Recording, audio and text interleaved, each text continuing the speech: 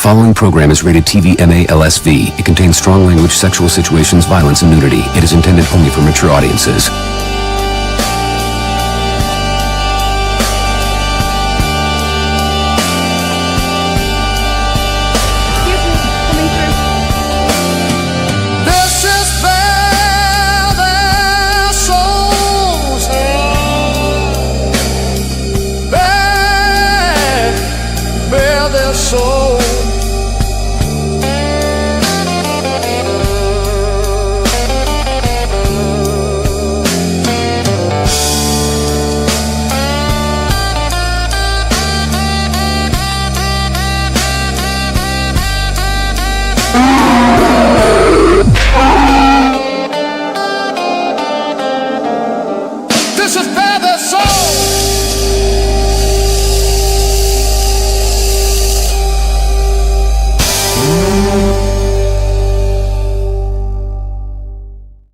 Welcome everyone to Bare Their Souls. I am back, Aldo Gandia. I am so happy to be back on my favorite show on the network because this show, more than any other show that we do, personifies my fucked up personality. So this show was originally created by Dan Aguirre and myself, and we intended it to be kind of a real barroom kind of guys night out, middle of the week, hump day, and so forth. And it's transformed itself over time, but it's still at its basic core. It's still about a bunch of guys getting together and having some fun, talking shit, talking bears, and talking pop culture and stuff. So I'm glad to be back.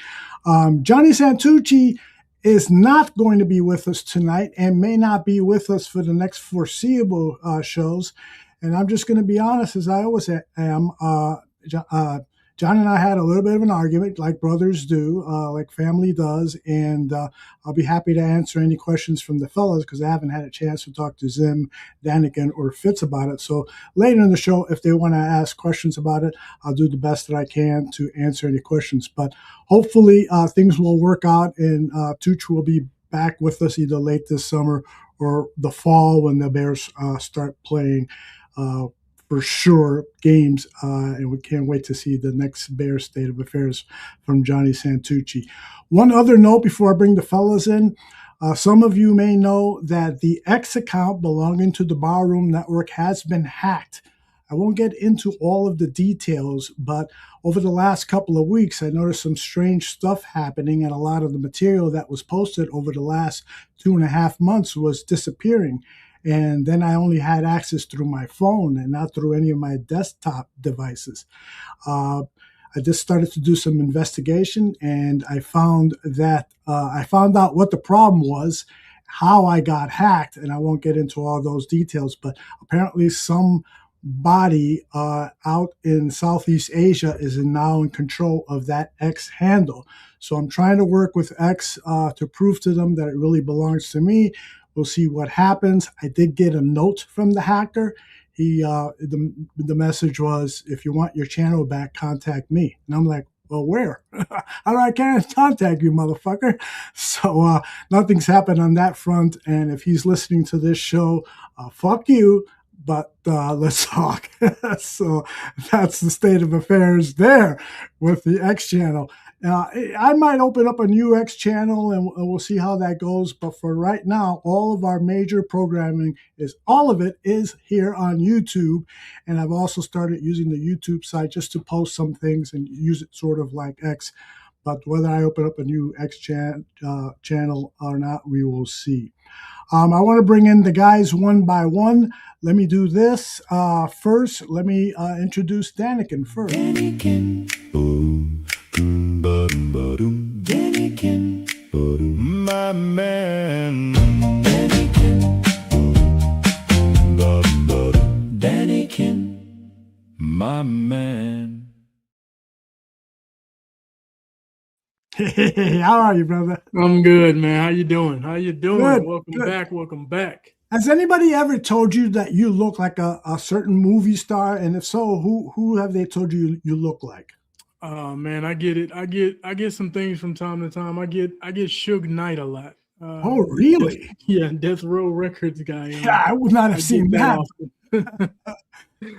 So in those I pictures, don't know. I think it's the beard, and you know what I mean. I'm a big dude, so you know what I mean. Man, sell me short. Who the hell are you? You saying Mandingo? Anybody call you Mandingo? Do you know Sell Me Short? Oh, that's Zim. That's it. That's funny.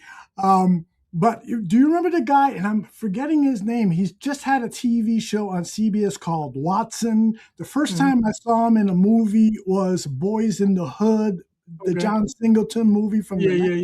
1980s and stuff. Yeah. Oh, wow. Morris Chestnut. Yeah, man, I've never gotten that before. Really? Man, I've never especially gotten in that some of those shots from that video. Oh yeah. Definitely got some Morris Chestnut in you, man. And that guy picks up chicks left and right, so it's considered a big time compliment. Hey. If only I could do so well, right? I hear you, all of us. All right, let me bring in my man Zim. He's the hard rockin' maestro from Zimmerman. Hey, Steven Zimmerman, how are you, brother? It's good, man. It's weird seeing my hair so short in that in all those pictures I sent you. Yeah, everyone in that little video is Steven Zimmerman from years ago when he was on stage performing as a drummer, playing what type? Two different types of guitars in those pictures, aren't they? Yeah, well, three actually. Okay. So there's a bass guitar, there's a regular guitar, and there's actually a baritone guitar in one of those pictures too. Wow. The baritone guitar is somewhere in the middle. I've actually got one right over here. But the baritone guitar is somewhere in the middle of a bass guitar and a regular guitar. If you're familiar with Dick Dale, he's actually really famous for playing a baritone guitar. Oh, okay. I'm familiar with him from his surf rock and roll Surf music. rock, right? Yeah. It's a really interesting instrument that's used in surf rock in particular because again it carries that that tenor sort of octave. If you're familiar with an orchestra, it's sort of the viola of the rock world. So yeah, it's an interesting little thing. We used it because it fit better tonally with our singer's range at that point in time. But at any rate, yeah, I'm also playing the drums on one of those as well. Yeah, definitely. That's the one where you get the black eye makeup. Yeah, that was a goth rock band. That was a lot of fun. We were very performative, but I mean, we had some fun, man. How were the orgies after the show? Non-existent, actually. Believe it or not. Believe it or not. I don't believe him, Danica. I don't believe him. No, you want to know the smelliest group of guys I ever played with? It was the goth rock band. Really? I mean, yeah, because you probably wearing a lot of hot clothes and stuff, They're right? wearing all black. They're usually caked on with makeup. These guys, I mean, you know, think about your girl at the end of the day, right? Like, what does she do for her makeup routine? Like, she goes in the restroom, or the powder room specifically, right? The powder room, especially with the wet dry separation that they do nowadays. Anyway. You know, takes the makeup wipe, cleans it all off, like puts on the moisturizer, puts on the exfoliator, like does all this stuff to take care of her skin, takes a shower, washes her hair. Yeah. None of us guys do that. No. And that doesn't change just because the guys are wearing all black and leather and a face full of makeup. They smelled so bad. That is hilarious. By the way, PZ says Glenn Campbell played a baritone guitar. I would not have ever guessed that. Are you familiar with Glenn Campbell, Daniken? Glenn Campbell. I'm drawing a blank here. Yeah, so am I. No, I know. I'm more familiar with Bruce Campbell, but I know Glenn Campbell as well. Oh, Bruce Campbell is awesome. Zim, before I forget, maybe sometime this summer we do a show where we dedicate like an hour to you strumming those guitars and teaching us, you know, some music stuff, and we'll play some of your music videos from the past. I think that would be really fascinating. Yeah, potentially, yeah. I wouldn't be against it. You know, we could even interpolate some of the songs that I wrote last season and you know, play them out live. You know, I'm looking at getting a drum set. I don't know. I've been looking at it for 2-3 years now, but you know, maybe it's the push I need to finally break down and buy one and show off a little bit on that. So that would be awesome. Danica, you play an instrument? I don't, man. I wish I did. I used to want to play the bass guitar. Not used to. And I was like, I think I can learn the bass guitar, you know, because it's a little bit less, you know, it's not as much you got to worry about. But you know, Rhinestone Cowboy. Do you know that song? I'm a rhinestone. I know that one. Yeah. Cowboy. That's Yeah. Glenn Okay. Campbell. I got you now. I got you now. I He's a got bad you. dude. Yeah. That passed away recently, and famous also for Wichita Lineman. Didn't Johnny Cash do a version of Wichita Lineman too? That sounds familiar. Yeah. Somebody did. Yeah, well, Glenn Campbell was he always. I remember when I was a kid and watching him. He always came off as kind of a real straight-laced country western star. But I read a little bit after, during the period where he was having some health issues. That guy was a party fucking animal. Talk about orgies. Anyway, yeah, I don't play an instrument, but I do play with my dick. But all right, let's talk some football, guys. I want to get your impressions because I know you weren't on last week. And since your last show, the Bears announced that their interests now are totally focused on Indiana and picking one of the two sites there and then proceeding with building in Indiana. Daniken, you and I talked a little bit about this before the show. So share some of your thoughts, and then hopefully Zim will unfreeze and we can hear him. Yeah, for sure. I look at it and I'm really frustrated by the whole situation. You know what I mean? You just want to see the Bears in Chicago, of course. That's goes without saying. I want to see them in Chicago. I'd rather them be in Chicago than Arlington Heights, than Hammond, Indiana or whatever. But it just doesn't look possible at this point in time, in my opinion. And I'm to the point where it's like, hey, let's just move on and do what we need to do. If it's going to be Hammond, it's going to be Hammond. I'm good with it. And it's disingenuous by guys like Brandon, whatever the mayor's name is, Brandon, the mayor. Brandon Johnson. Oh yeah, Brandon Johnson. Pritzker. All of these guys to me is disingenuous because before the Bears put out that statement saying, hey, we're going to go ahead and focus on Hammond, Kevin Warren called Brandon Johnson. Brandon Johnson didn't accept the call. He didn't take the call. And then he came out the next day and was like, oh, our doors are always open. We want to negotiate. Yeah, well, and then you had to admit, because it was going to come out anyway, that Kevin Warren called you yesterday and you didn't accept the call. And now all of a sudden you're talking about your doors are open. But when the doors are really being knocked on, you're avoiding them, and you're not negotiating in the right way.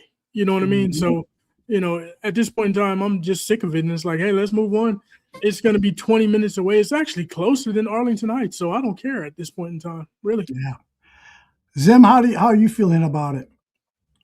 I mean, I've been bummed ever since they started turning away from Chicago. And initially I was open to the idea, especially considering like the idea of building an entire city surrounding the Bears, as they were initially planning on doing in Arlington Heights, and like they might potentially continue to do out in Indiana. I want to see it happen, but there's something sexy.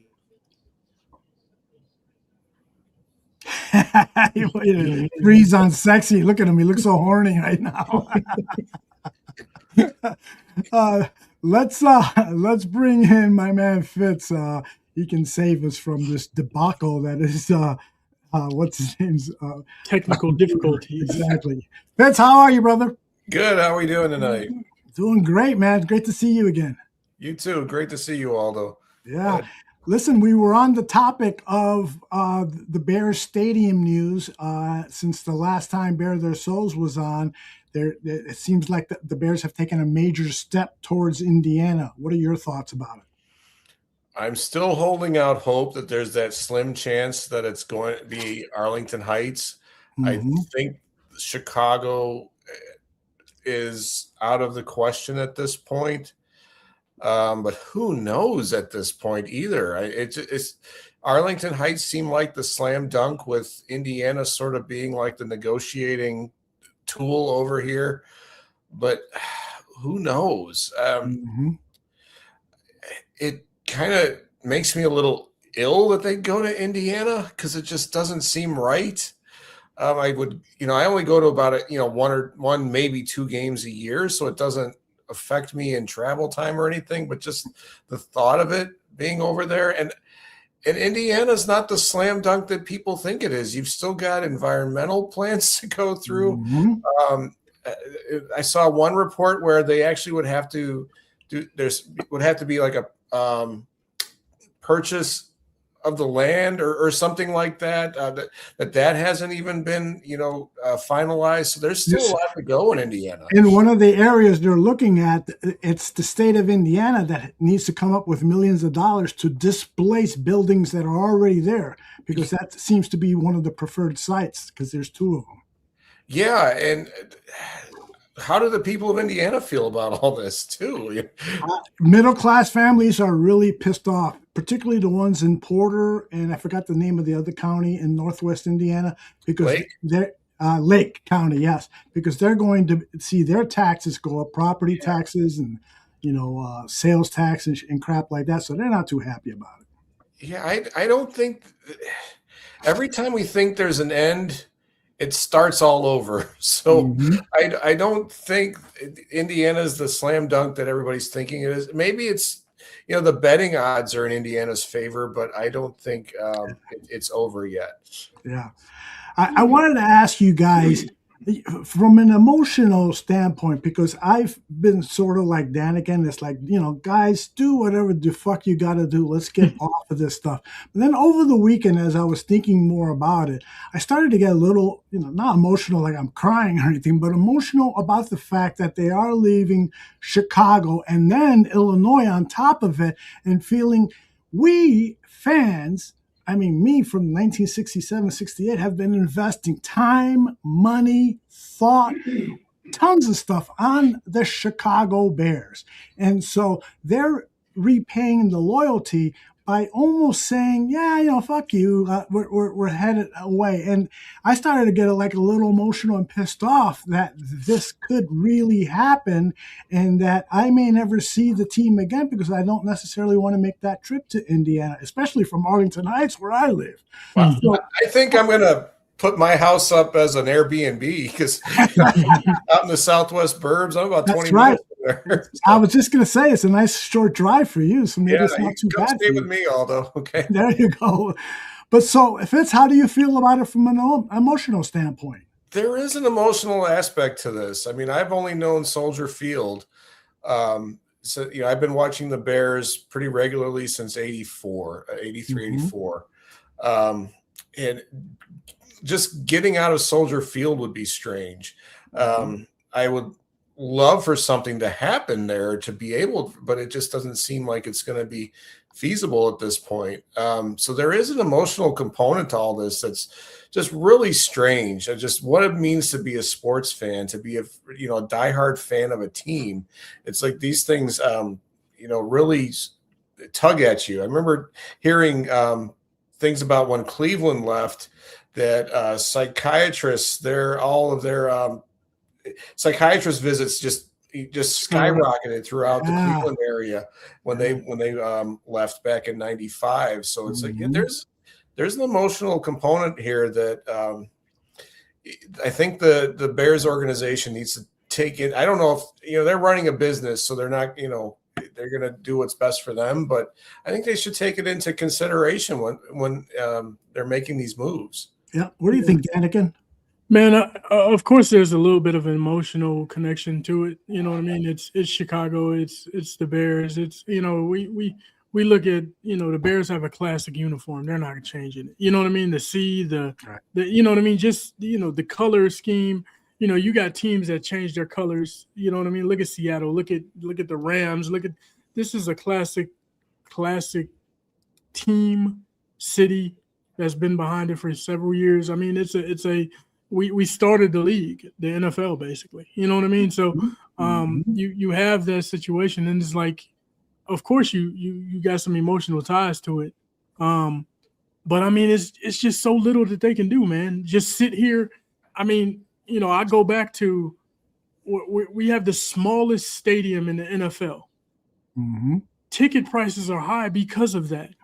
If there were more seats in the stadium, ticket prices would go down because you could make more money. You know what I'm saying? So it's just so much. It's so much that's tied into it, and I'm to the point where it's like, man, we're gonna need the money. You know what I mean? We're gonna need state-of-the-art facility. You know, and right now the city of Chicago pretty much has, you know, you've been renting this place out. You know what I mean? To them, I could go rent a gymnasium out and host basketball games on the weekends if I want to. That's what the Bears are doing essentially through the Parks and Recreation Department. You know what I mean? Like that's Mickey Mouse, man. And for a world-class organization, a billion-dollar company and things like that, it needs to be much better than that. And they deserve it. I think the fans deserve this, a stadium. And I understand it not being in Chicago, that's going to suck possibly. But the fans deserve it.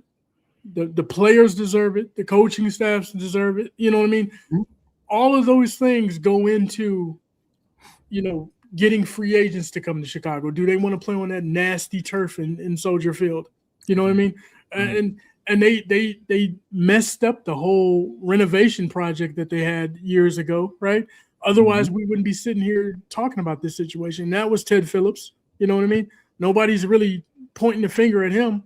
They bought this land in Arlington Heights. Nobody's pointing the finger, but they bring in Kevin Warren, and everybody's mad at Kevin Warren. You know, he's the culprit behind this. And it's like, you know, at the end of the day, yeah, there's emotional ties to it, but you know, we got to move on. We got to move on from those emotional ties because it's stagnant at the point that we're at right now. Yeah. When you brought up Ted Phillips, it reminds me that the Chicago Bears, when they signed the purchase agreement to the point where the sale was consummated, was 17 months. And during that 17 months, they were unable to arrive at any tax certainty. And so obviously politicians are to blame because when this whole thing started, they wanted a huge tax return of $60 million or whatever it was. They eventually came down to about $12 million. But from what I'm hearing is the lobbyists that the Bears hired just were being ineffective, or Kevin Warren wasn't taking their advice. And then Kevin Warren spends, the entire summer after they've spent all this money to acquire Arlington Heights. Kevin Warren spends all this time wooing Brandon Johnson and trying to and Brandon Johnson, if he would have known Chicago politics, he would have known this is the first time mayor who has no political clout with the state to get the kind of money needed to make that dome stadium on the lakefront. He didn't know about the Friends of the Park, the organization that has stopped the George Lucas Star Wars Museum from being built on the park because of their environmental concerns. He would have known that it's Arlington Heights or nothing. So he's still not totally happy with Arlington Heights, and then he introduces the Indiana thing. I've got a long list of mistakes that Warren and the Bears, but the bottom line, like both of you guys have said, it's a business. And Warren wins because he got Indiana to create a stadium authority, which is they will own the stadium, and the Bears don't have to pay for upkeep, don't have to pay for any of that stuff. The Bears will get about $1 billion, probably much more in public money for the infrastructure that's needed, et cetera, et cetera. The Bears are going to keep the profits when they hold a concert, when Taylor Swift goes to Northwest Indiana to do her concert. The Bears are going to keep the profits of that concert and any other event held in Indiana. And that the Bears are going to also profit from the activity going on around the stadium. Hotels, restaurants are going to get a piece of that. So Warren, he might be the next NFL commissioner. If he presents that as a resume, the NFL owners are going to kiss him on the lips and say, you're Goodell's successor, because it may have been sloppy, it may have been ugly, but those are 4 huge wins for the guy. And from a business standpoint, hey, I've been in business for myself and working also for major corporations, so I appreciate the business side of it. Warren came out smelling like a rose, man. He surely did. One thing that I do want to say too, you know what I mean? Just the thing that irks me about this whole situation is the city of Chicago, right? Minnesota, where we all know that Warren came and he handled that situation in Minnesota and got that, what is it, bank or whatever that stadium's called. US Bank, US Bank, yeah. Right. He got that stadium built. That stadium's paid for already. It's done. It's like, and the community is thriving behind it, right? Thriving behind it. They're making tons of money hand over fist. And it's like, why can't that be in Chicago? You have too many people that are super greedy. You know what I mean? You got too many people that want to flex their power or whatever the case may be. It says that U.S. Banks is on track to generating $14 billion in economic activity and growth in that area. That's wow. They're on track for the that stadium because of that stadium.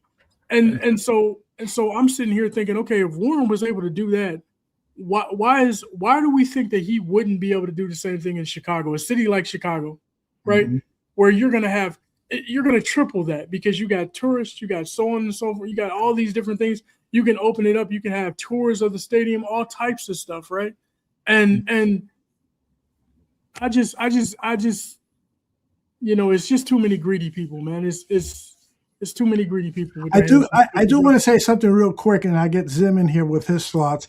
Warren was brought in after the deal was negotiated in Minneapolis. He was hired to be the chief operating officer. So his major day-to-day responsibilities was overseeing the cadre of people in terms of construction, in terms of infrastructure. So he was like that detail guy.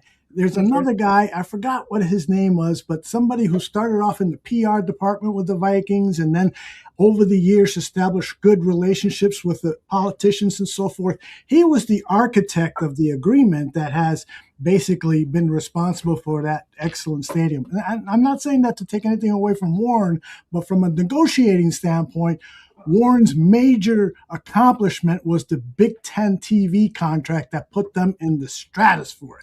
Yeah. Big Ten has like become bigger than the SEC, and that's in large part to Kevin Warren. Zim, any thoughts to kind of help hopefully wrap up this topic?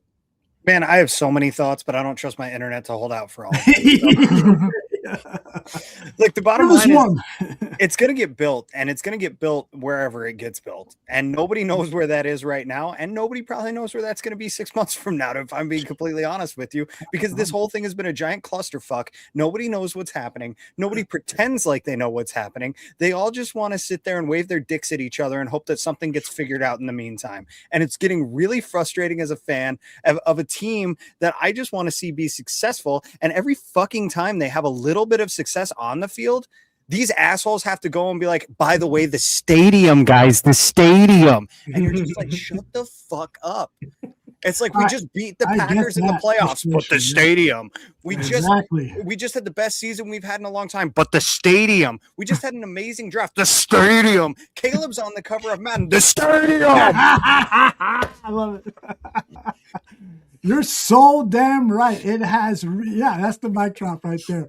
That it has been for Bears fans who really care about the team and the fact that we're rebounding, getting out of the doldrums of last place and so forth. This has been, it seems like we always get kicked in the nuts whenever something good happens. And so it's got to stop, man. It's got to stop.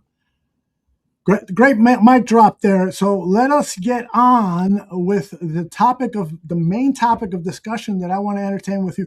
By the way, Fitz, is it okay if we talk some football and then in about 45 minutes we talk some food and you just whatever you need to do, yeah. Hey, can I get like a 15-minute warning before we start the food so I can go make a pizza puff? Yeah, make two, okay? I'm only half kidding. I hear you. All right, so one of the things that I am anticipating is that this Bears offense is going to make a major leap forward. The one thing that I was concerned about is we all know teams that have success one season on offense, the defensive coordinators for all the other teams they start to study that offense. They start to come up with ways to, stop these innovative things that Ben Johnson was going. And Ben was asked that at a recent press conference, I think it was yesterday, and this is what he said. I feel like we're so multiple in what we do and what we've put on tape. It's really not a huge concern of mine of teams feeling like they got a beat on it. I think we got a quarterback like we have too. There's a lot of unpredictability that comes along with it. And so as he continues to grow and develop, if the structure of the play is there for him, then he'll take it. But what he can do out of structure is really unique, and I think it makes us even more difficult to defend. So once again, I mean, there's a million plays out there, and so it's just not something that we're really concerned about. Defenses, they are smart, and so I think over the course of a game, you just got to be mindful of what they're going to the sideline and they're looking at and what they're coaching up. But for the most part, we've got plenty of bullets in the chamber, and when we fire one away, we tend not to call it again. So I think we do a pretty good job there. So Zim, we got a good internet with you. Well, let's take advantage of it. Do you think Ben is being cocky there, or you think there's a lot of truth to what he's saying? No, I think that's completely legitimate. And you just look at his experience up in Detroit to see exactly what he's talking about, where he's 100% right, where you use some of that magic and you kind of just have to throw it away afterwards. Like we saw that play, what was it, 2 years ago now, where Penei Sewell was supposed to come out and throw a pass and the Bears actually blew it up. And he never tried that shit again because it got blown up and he was like, well, it ain't going to work. So at the same time, he's right though. You have to keep digging into that bag. You have to keep finding the new ways to evolve, finding the new ways to catch people off guard. And the cool part that he doesn't mention in all there that I think is totally accurate is you don't necessarily throw these things away. You kind of just put them in the recycle bin and you just forget about them long enough for everybody else to forget about them. And then you go, hey, remember the Philly special? Nobody's defending that anymore, man.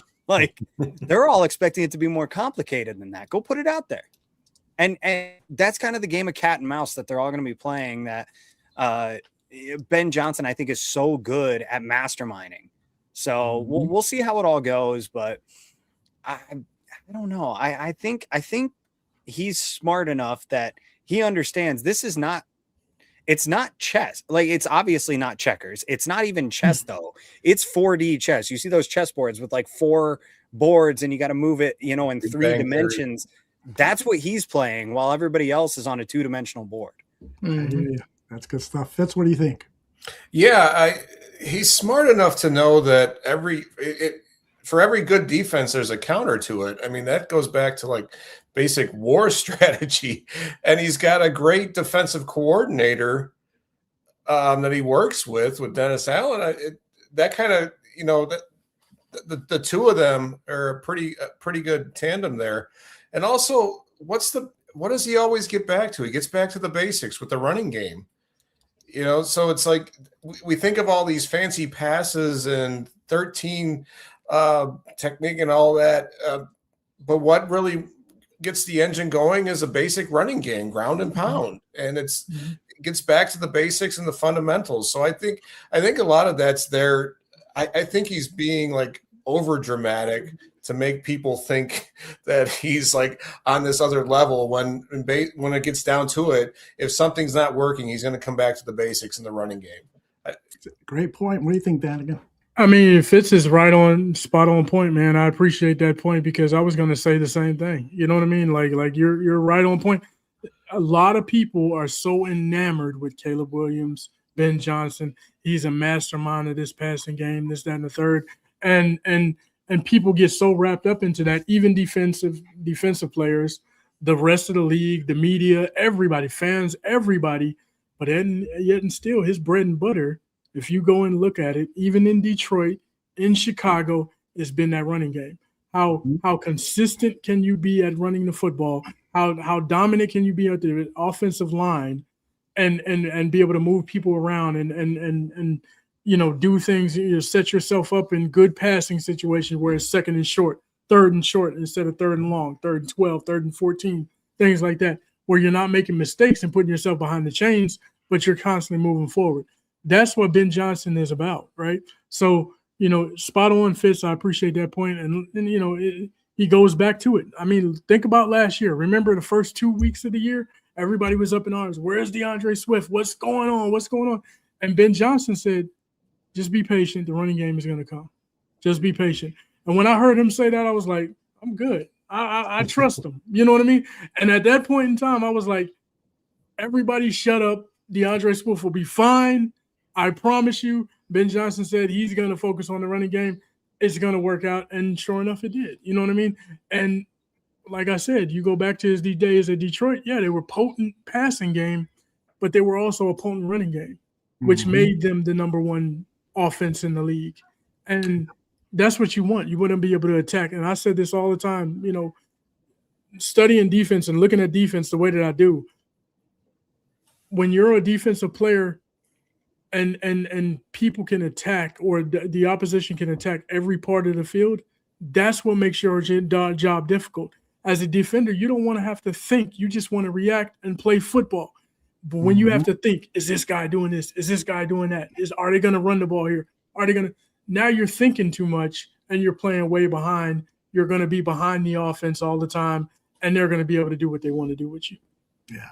I think, you know, a lot of what gives me great confidence are the weapons that they've added and the weapons that are coming back. For instance, Colson Loveland, in my mind, he could be the top reception leader among all tight ends. And he met with the press conference. He was asked about his injury, and this is also him and Ben Johnson talking about the tight end.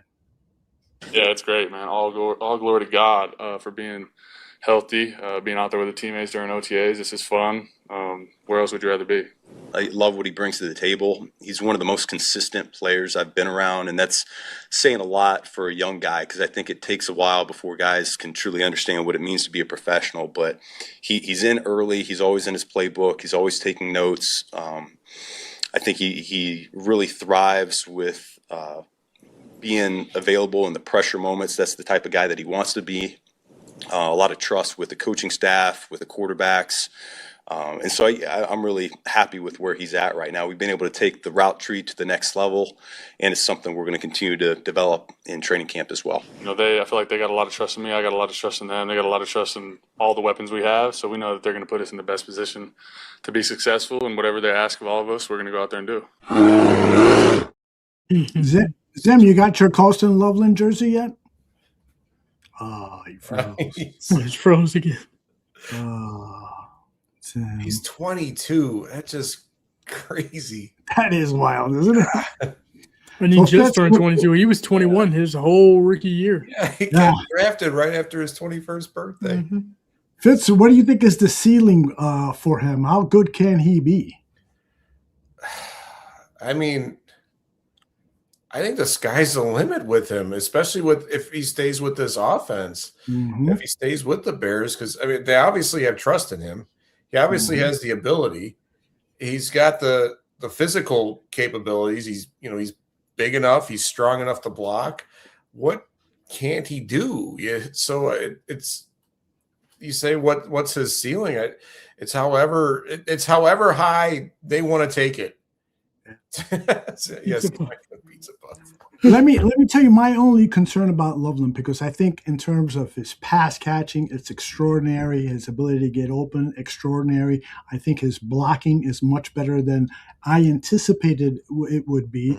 My only concern is that his last 2 football seasons, he has missed time because of injury. And so I'm hoping that this season in 2026 and beyond, that he has a number of play all 17 games, or at least give me 16 games where you're healthy and playing at 100% or as close as possible. You guys have any injury concerns with Loveland? I don't know if I have.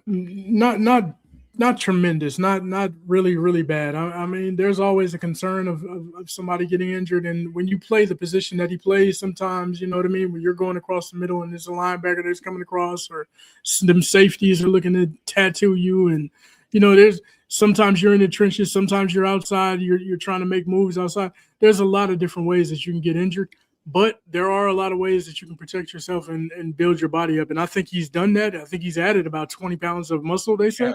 Right. So that's a good thing. That's looking good. I think being with a nutritionist will help him in that regard. I will say this, Fitz, you said that the sky is the limit for him. The sky is the limit for guys like, I don't know, some of these wide receivers that they picked up, Romo Dunze or maybe what's the kid's name from Ohio State that everybody wanted at one point? Even I wanted myself. Marvin Harrison Jr. Sky's the limit for that guy, right? But when I look at Colston Loveland, I'm thinking his limit is somewhere by Mars. The sky's the limit for these other guys, but his limit is somewhere by Mars because he has every tool that's necessary.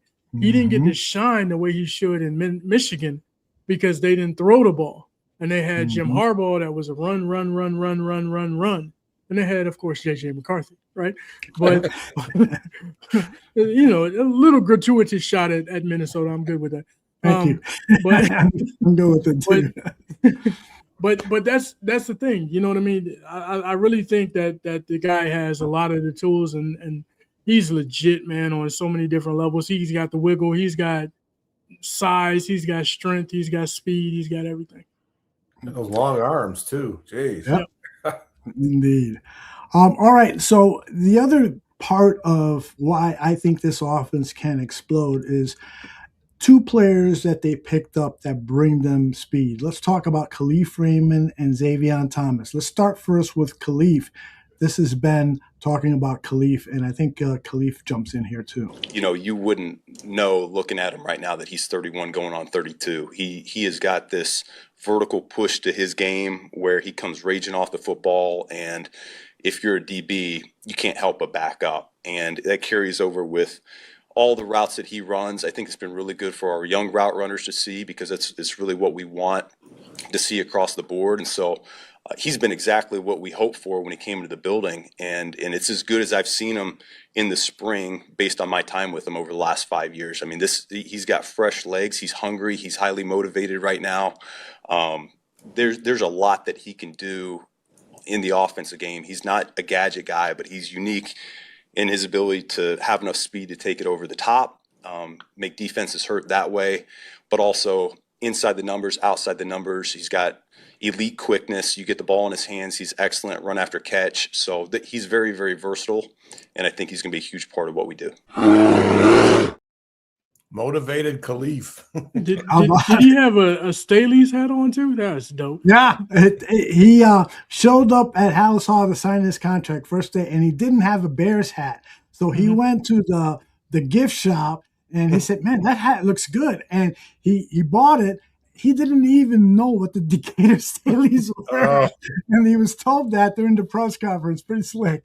I get in my shirt that I've got, my Staley shirt. Oh, I love that vintage stuff. So what do you guys think about Raymond? Do you really think that he's going to be a factor? I mean, I think for sure he's going to be a factor in the return game with punt returns. But do you think that he is basically going to replace Zacchaeus and be the third wide receiver? What do you guys think?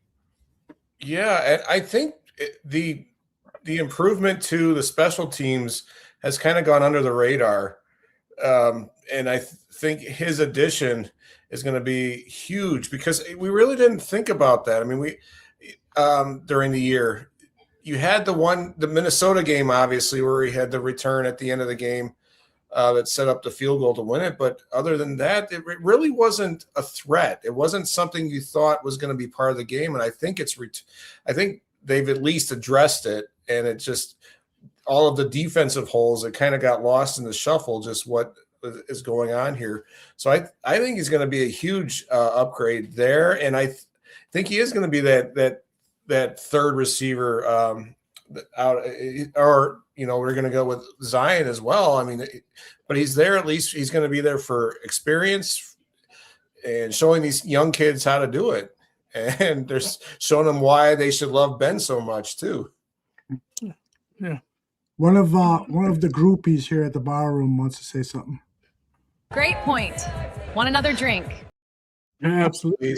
She actually works here, Fitz. So if you want a drink, her name is Pamela. Pamela. Danica, you were going to add a thought about Raymond.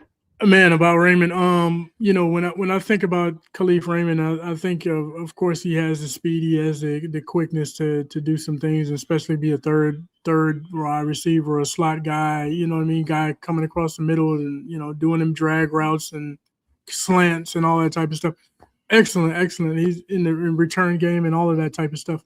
And Ben Johnson's right. He still has fresh legs. He's still speed. The guys don't lose their speed as quickly as a lot of people think they do, right? Now, if you're not, I'm talking about guys that have top end speed, like top end speed. They don't just fall off the planet like, say, somebody like Ezekiel Elliott, who doesn't have top end speed, but he, it's a drastic slowdown for a guy like him. But some of those guys, they run well into their 30s, mid 30s, sometimes late 30s. You know what I mean? Deion Sanders, Darrell Green, you know what I mean? I can name several of them. So he does have the speed. What I would say to Bears fans though is to taper expectations. I don't want to put too many expectations, and he's not going to go out there. I don't think he's going to get 60, 70 catches, right? And so if people are looking at him thinking that that's what he's going to do, that's just too much expectation to put on the guy. At this point in time, he's a guy that's going to create mismatches and create problems that you have to account for him when he comes onto the football field. So I don't know if he's going to be third, the slot guy or the third receiver in the Bears offense. Maybe he comes in and he gets 20 or 30 snaps, but he's not playing an entire game and things like that. But when he gets on the field, it's going to open up these things for other people because, like Ben Johnson said in that clip, guys got to back up off of him because he'll take the top down. He'll run right past you. So you got to back up, and it's going to open up things for guys underneath. That's going to open up things for guys running the seam. You know what I mean? For somebody running the drag route, for somebody running the crossing pattern. It's going to open up those things because your safety's got to drop back or your slot guy's got to drop back. Whoever is covering him has to, account for his speed. So he's going to be, I don't want to say a decoy, but he's going to be a guy that will free up other guys to get some passing plays and things like that. He may not catch 60, 70 balls, but he'll be accounted for, and the defense will have to pay attention to him, which will help everybody else and make everybody else's job a little bit easier. It's going to be a big play machine, no doubt about it. Fitz, you had another thought on that? Well, yeah, I was just going to say, I remember about a month ago hearing an interview with Khalif, and he talked so much about how important Ben was to that Lions locker room and just what a loss it was for them last year without having him there. So it's just who knows what we've got. Just the way he talked about Ben was just very there's a reason why he's here and wanted to come here. So. That's right. Indeed.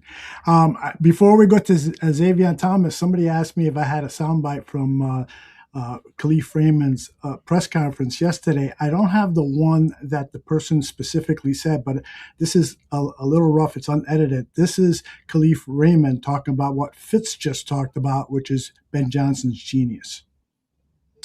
I just want to play football. The rest of the stuff is kind of like you let it go. But to be here with him, to have been with him is a blessing in all respects. So I was very excited and very thankful that I had the opportunity to come and play with him and play for him. So when you played for Ben, how did you see him try to kind of stay ahead of defensive coordinators as a play caller? Oh man, dude, that's the cool part. Is you don't really know. I mean, he's got so much stuff going on, and he'll blurt something out like, "Yeah, watch this, the same play, watch this in 2 weeks." Like he's not telling everybody this, but he'll just, you just get a chance to talk with him, speak with him. He's like, "I already know what this safety's going to do 2 weeks from now, and it's going to play its own work for this team. But in 2 weeks, watch what we do to this guy." And sure enough, you come in 2 weeks, and it's like touchdown. I'm like, oh my! So just watching the way he processes things, the cast that he has around him, he has the guys around him, the coaches around him for a reason, because he knows what he's trying to do, and his ideas. He's got an expansive mind. So if sometimes he needs to be reeled back in, he's got guys in the room like, hey, you know what? Well, look at this aspect. So he's constantly checking himself, and have the guys around him that check him as well. So we got a unit like that, man. Things kind of flow together, man. So I'm excited for it. And the history with them and the That's, so great to hear that, and he said during the press conference when I came back, because I want to play for Ben Johnson's offense.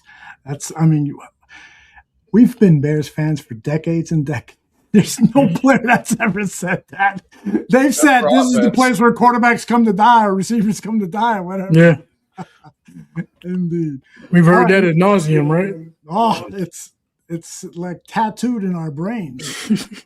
All right, this is Ben talking about the other major acquisition. I think this is going to be we haven't talked about Xavier Thomas enough, and it appears that in OTAs he is already displaying some of the promise. This is Ben Johnson on Xavier Thomas, the third-round draft pick. It's what he showed at LSU and Mississippi State before then. I mean, he's got a long highlight reel in terms of showcasing that speed in the SEC, and he tends to make a play almost every single day right now that says, okay, if we can harness all this energy and make sure that we can trust him and that he's going to align where he needs to and run the route the way we need him to, that we really could use him and he could be a big weapon for us this year. But that's what we're trying to harness right now. I think Coach Al and Isaiah Ford are doing a phenomenal job with him and the rest of the room and getting him up to speed and challenging him.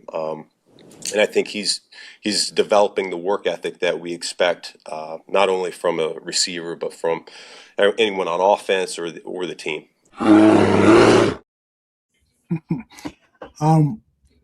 What do you guys think about Xavier Thomas? Do you think he could make an impact in his rookie year on the offense? I think he's going to have a role in special teams, particularly kickoffs. But on the offense as the third or fourth wide receiver, what kind of an impact do you think he can make? Yeah, that's a good question. I think they're expecting him to be impactful. I don't think they drafted this guy thinking that they're going to wait a couple of years for him. Especially the first round of OTAs when they were talking about, or like the rookie camp where he was getting the ball in the backfield.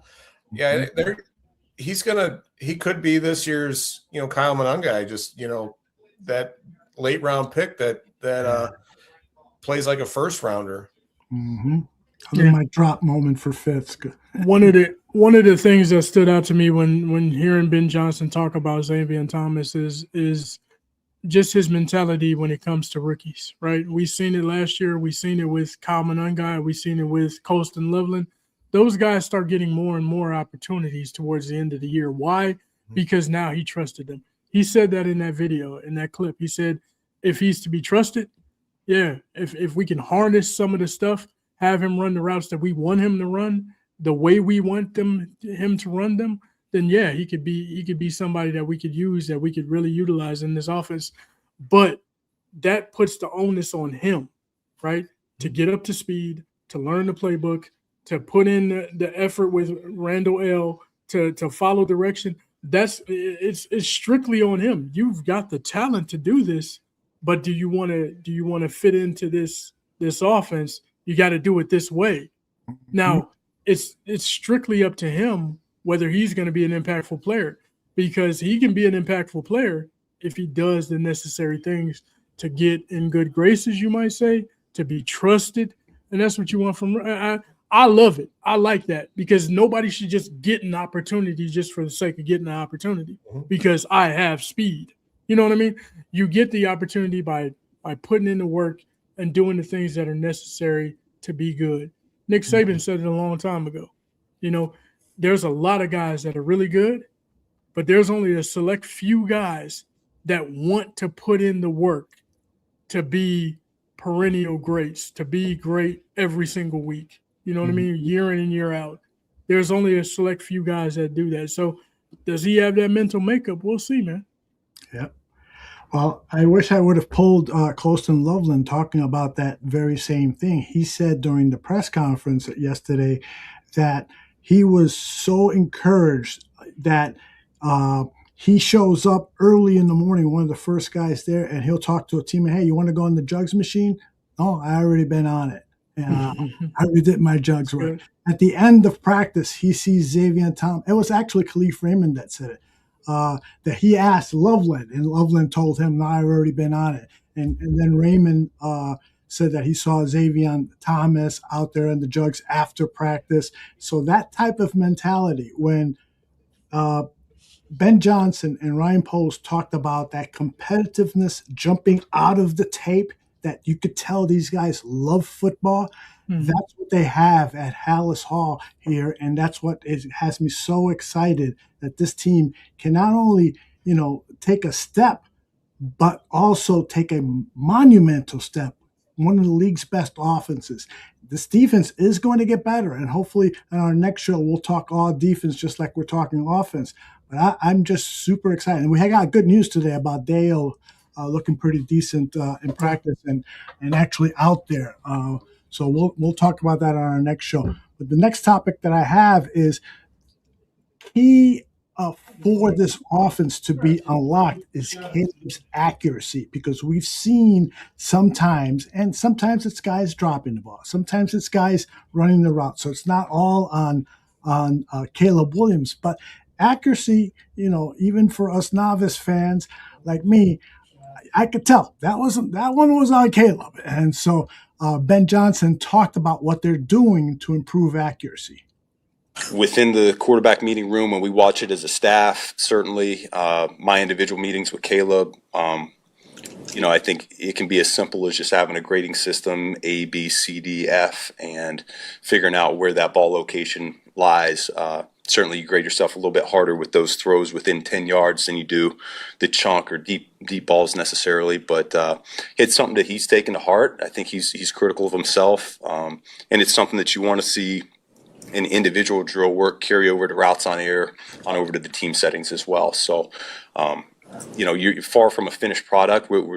It's always a challenge for us. It doesn't matter if you're a rookie or you're going into year 10. I think it's always a big piece of the quarterback equation.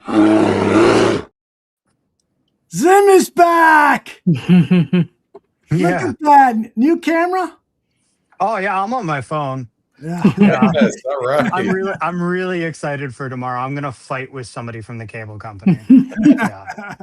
Yeah, because you said to go down ISP in a couple of weeks or something like that. Yeah, man. Yeah, like I've been having these issues with my internet since before the show we missed last week, actually, and like I work from home again, so this is actually causing me major problems and costing me money. I'm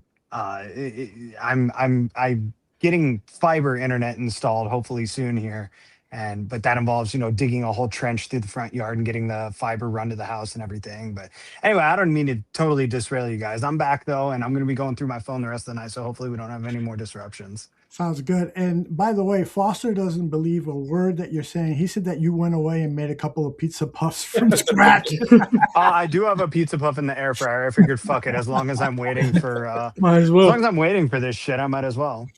Dude, and how fucking long is your hair? You could probably clean your ass with that thing. Not quite.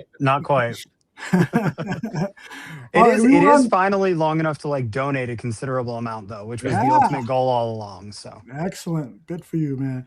Well, we were talking about Caleb's accuracy and what Ben Johnson and Caleb have been doing to improve his accuracy. One of the things he talked about is that they spend time in the film room grading his throws.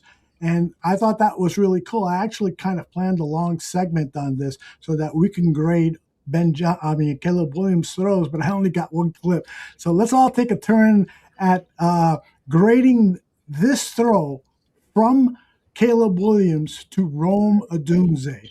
This is a fake handoff play action. He steps back on that light foot. From a technical standpoint, everything is there, but is the throw accurate? So we'll take a look at it again. Danica, why don't you tell me first your thoughts? What would you grade that throw? I would grade that throw. If you're talking about accuracy, you would add everything to it, right? So while the ball was there and it was certainly a catchable ball, I would grade that maybe a B. Okay. I think he had to wait for it a little bit. I think he had to wait for it. Rome Odunze had to wait for it a little bit. If he had pulled him a little bit closer, pulled him inside. And then not only that, but I just can't help but see Coast and Loveland running, and it's like, yeah, why didn't we go there? You know what I mean? Yes, indeed. But it is what it is. I would say as a B. I would say as a B, maybe a low B, B minus, maybe. Yeah. Go ahead, Fitz. What are you grading him on I'm this? gonna go lower. I'm gonna say C to C minus. It's there, but you see Rome come back to his right where he should be going to his. If he's going to his left, it's a catch, and he's going forward. But it's like he comes back in slightly. No, it's fast, but and that gives the defender a chance to defend the ball. Yeah. So I'm gonna say C minus on it. What do you say, Mr. Zimmerman? That hard rocking. See, I'm actually in between the two. I'm in between the two. I give it about a C plus, right? I give it a C as an average throw, right? Like, I think he made the right read. I think he made the right decision, and he threw it to the guy who had the best chance of getting the first down yardage on the play. But he throws it behind him. Now, the reason I think he throws it behind him is because he's trying to bring him towards the line of scrimmage to bring him away from that crashing safety over the top, right? Bingo! That safety's in there playing center field, so you have to throw it a little short, because if you lead him too much, that safety's just going to crash down, cut him off. He's either going to kill him or intercept it, right? So that's why you try to bring him back towards the line of scrimmage on that throw. But he threw it behind him in trying to bring him down towards the line of scrimmage. And because of that, the defender's able to make a play when Rome actually has a step or two of separation there at the beginning of that frame. So that's why I give it like a C plus. I think it's the right decision. I think it's the right throw. I think it's just inaccurate. And you have to be able to make that throw accurately. Right. I don't think it's the right read though. I think the right read is to go to Colston Loveland underneath. Colston Loveland is gone to the house if he catches that ball. See, because here's the thing, like a lot of people would say, okay, well, there was a defender right there with Colston Loveland at the beginning, right? So there's a defender right there, but the defender's facing the other way and he's moving the opposite direction. He has no leverage. There's no way that he can make a play against Colston Loveland. That's if he fair. hits Colston Loveland right there, Colston Loveland goes around Rome Odunze to the left, and it's a foot race between him and the safety that's out of position. That would be coming forward. And if he runs around Rome and the other defender on that side, he's possibly going to the house on that one. See, I understand your train of thought on that one, but at the same time, when Caleb is first winding up to take this throw, that's right when that linebacker's breaking on that throw towards Colston, and he doesn't know at that point in time if he's going to break that linebacker in front of but you behind realize go back end. that linebacker is going. You can see that the linebacker is going to. He's not paying attention to Colston Loveland. That linebacker is going the opposite upfield. Look at that. He's going upfield. He's running away. The problem from Colston is Loveland. Colston You got to is not the recognize read that on that play. and that's fine. But as a quarterback, you have to know that. You have to see that, and you have to anticipate that. You have to understand that guy's out of position. I'm going there.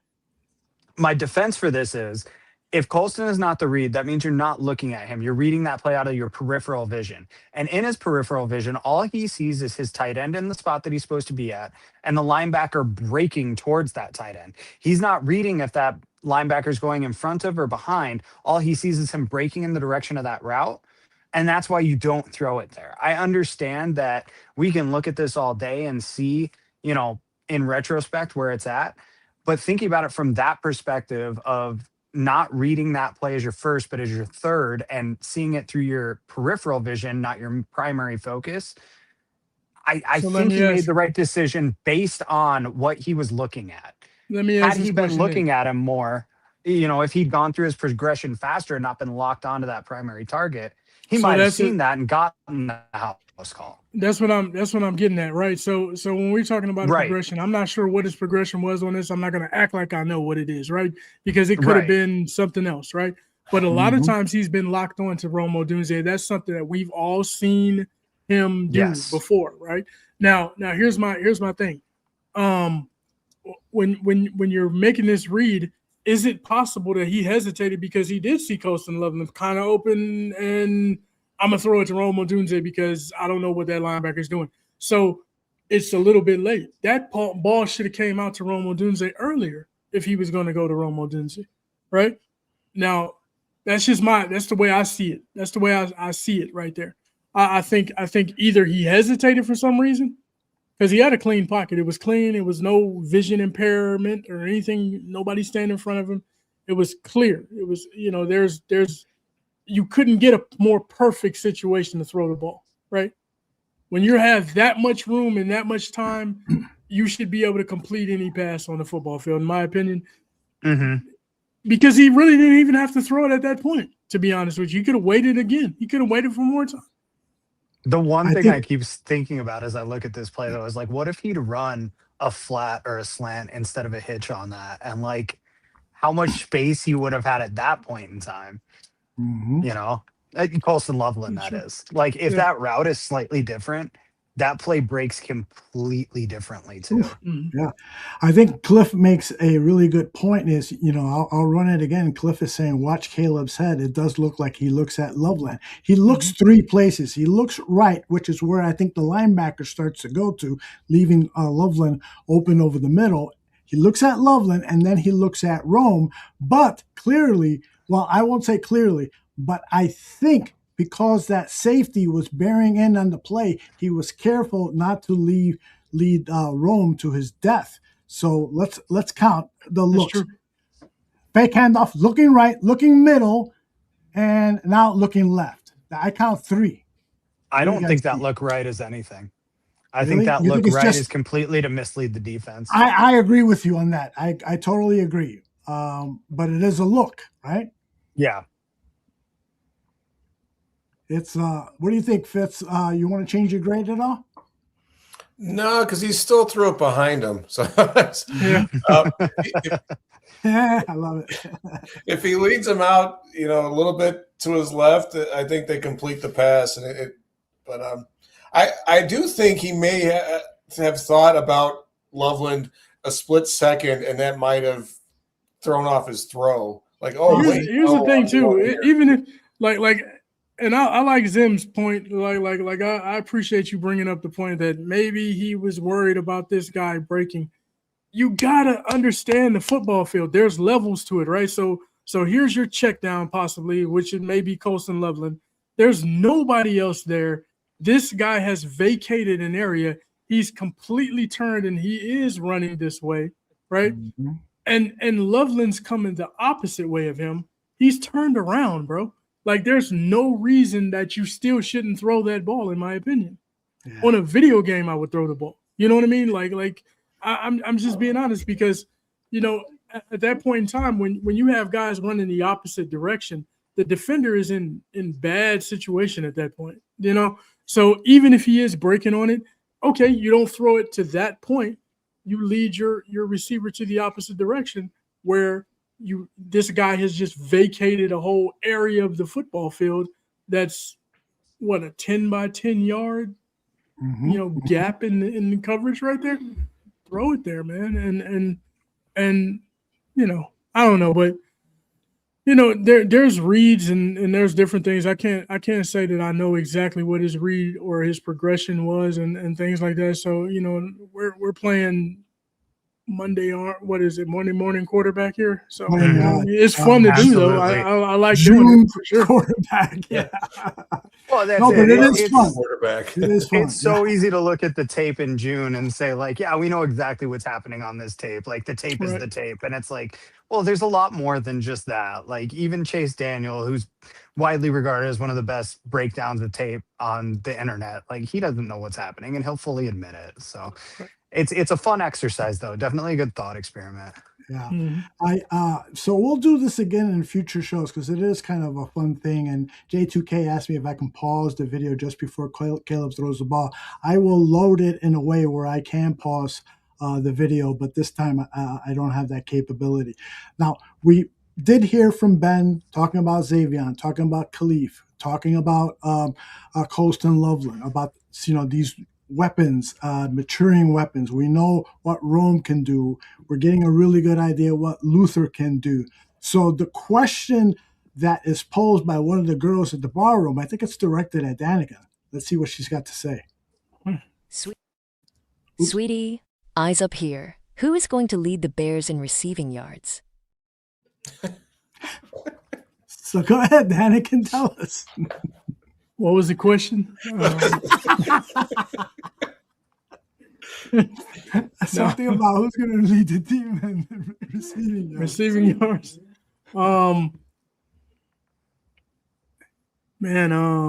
Receiving yards. I'm gonna go ahead and say Rome Odunze. I think he was off to an excellent start last year. I think a lot of people have forgotten about how good he was really playing before he got that foot injury. And I still think he's a special talent. So I think he's going to be Rome Odunze. He's the number one receiver. And then number 2 on that list is probably going to be Colston Loveland. Okay. All right. What do you got, Fitz?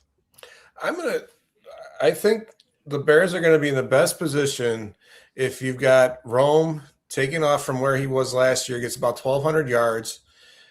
And then if you've got Luther with some explosive plays, that's where I think he's going to have some spectacular plays, but he might not have the yardage that Rome does, because Rome will have more catches, more opportunities that way. I think Danikin, you're right. Colston could have more yardage than him as well. But I think the Bears are in the best shape is if you've got Rome getting about 1,300 yards and Luther making some great plays out there. He'll have some big ones, but just he won't have the amount. Volume. Yeah, the volume. What about you, Zim? What do you think? Oh, there he goes. Zim, who's going to lead this team in receiving yards? Oh, it's going to be Luther Burden. That's what I It's going to be Luther Burden the third. Look, and I'd be telling on myself if I didn't say that. I've been telling you guys since the end of last season. Honestly, since the middle of last season, I think that Luther Burden has the ability to be a top 5 wide receiver in the NFL. Like, not in the NFC, not in the North, not on his team, but in the NFL. I think this guy has that it factor, man. That thing that we haven't seen on this team since Eddie Jackson when he had that all-pro season in 2018. Something is different about this dude. And I can't put my finger on what, but he just has it. And as good, this is not to slight anybody else. This is to say, I think that Rome Odunze is going to be just as good as he was at the beginning of the season last year. I think that Colston Loveland is going to take that year 2 step. But I think that if you want to take Caleb Williams from being a 3,900-yard passer to being a 4,700-yard passer, who gets those 800 yards? I think probably 500 to 600 of those go to Luther Burden, and he finishes, instead of at 650 yards, at 1,150 or 1,200 yards. And I think that's totally realistic. I think it's completely possible this year for Luther Burden to have 1,200 yards, for Rome Odunze to have 950 yards, for Colston Loveland to have 800 yards, and for them to still have more guys waiting in the wings for more scores and more yardage. Like, if your top 3 receivers can account for 2,700 yards, like, you're golden. I genuinely think that's possible on this team. Genuinely do. Yeah. And that's something that I've said a long time. Like I've said it before and many times. And it's like, people were like, okay, is this guy going to throw for 4,000 yards? Are the Bears going to? I remember when they had Justin Fields, they were like, is Justin going to throw for 4,000 yards? And I looked at the roster and I'm like, who's going to catch 1,500 yards? Right. Because it ain't happening. Like, you don't have a receiver that's going to catch that many yards, that many balls for that many yards. So there's no chance of him throwing for 4,000 yards. I knew that to begin with, right? But now you look at this roster, and you look at the Bears and how they're constructed. You got, I wouldn't be surprised if Luther Burden went over 1,000 yards. I wouldn't be surprised if Rome Odunze had over 1,000 yards. I wouldn't be surprised if Colston Loveland had over 1,000 yards. You quite legitimately could have 3 guys that are threatening all to go over 1,000 yards receiving. You're talking about easily a 4,000-yard quarterback at that point. Yeah. Well, it's funny that you guys are talking about 4,000 yards, because the security guard here at the bar room, she had that same thought. Zim, 4,000 passing yards. Let me tell you, it took 20 takes to get that bitch to say, and she still couldn't do it in the form of a question. Let me show you one of the outtakes. Zim, our QB get 4,000 passing yards. AI. Hate it. Anyway, so everyone here is saying Caleb is going to get 4,000 yards passing, right? Yeah, he's like I think he does. 2 drop passes away from doing it last year. So yeah, love it. By the way, one of the girls had a question for Fitz too. Fitz, where can I get a tasty, thick hot dog?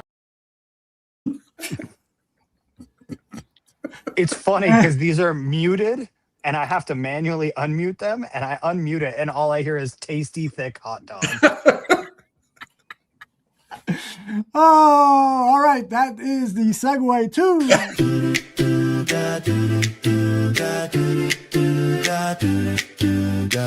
He's about to make me hungry. Gonna microwave popcorn, trust me.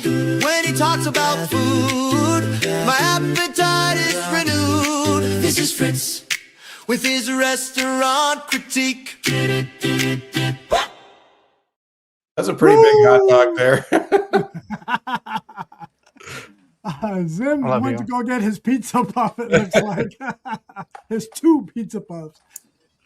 Fitz, you've been traveling. Yeah, exactly. You've been traveling.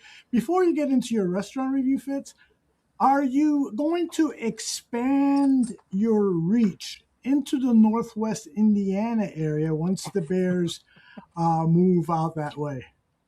Yeah, I was actually thinking about a few places this summer. I've got a few followers down there have been sending me some requests. So, yeah, it had nothing to do with the Bears, but if it connects with it, that's more power to it. So, yeah, there's plenty of good food in Northwest Indiana. Cool. Alex Machado is asking when you buy pizza puffs, what brand and where you buy them at. So Il Taco is the brand, you know. Il Taco. Yeah. Geez, where I would say of the 80 restaurants that I've got on there, probably 60 of them have a pizza puff. I mean, they're everywhere in Chicago. Yeah, they are. He might be talking about where do you buy them to take them home and cook them yourself. Like I think he's talking about Fitz having, or not Fitz, but Zim had one in the air fryer, I think. Yeah, where do you get them? I got them delivered from my mom. She gets them to a restaurant in Colorado, and she came out to visit and brought me a whole bunch of them. So they're just chilling in my deep freezer right now.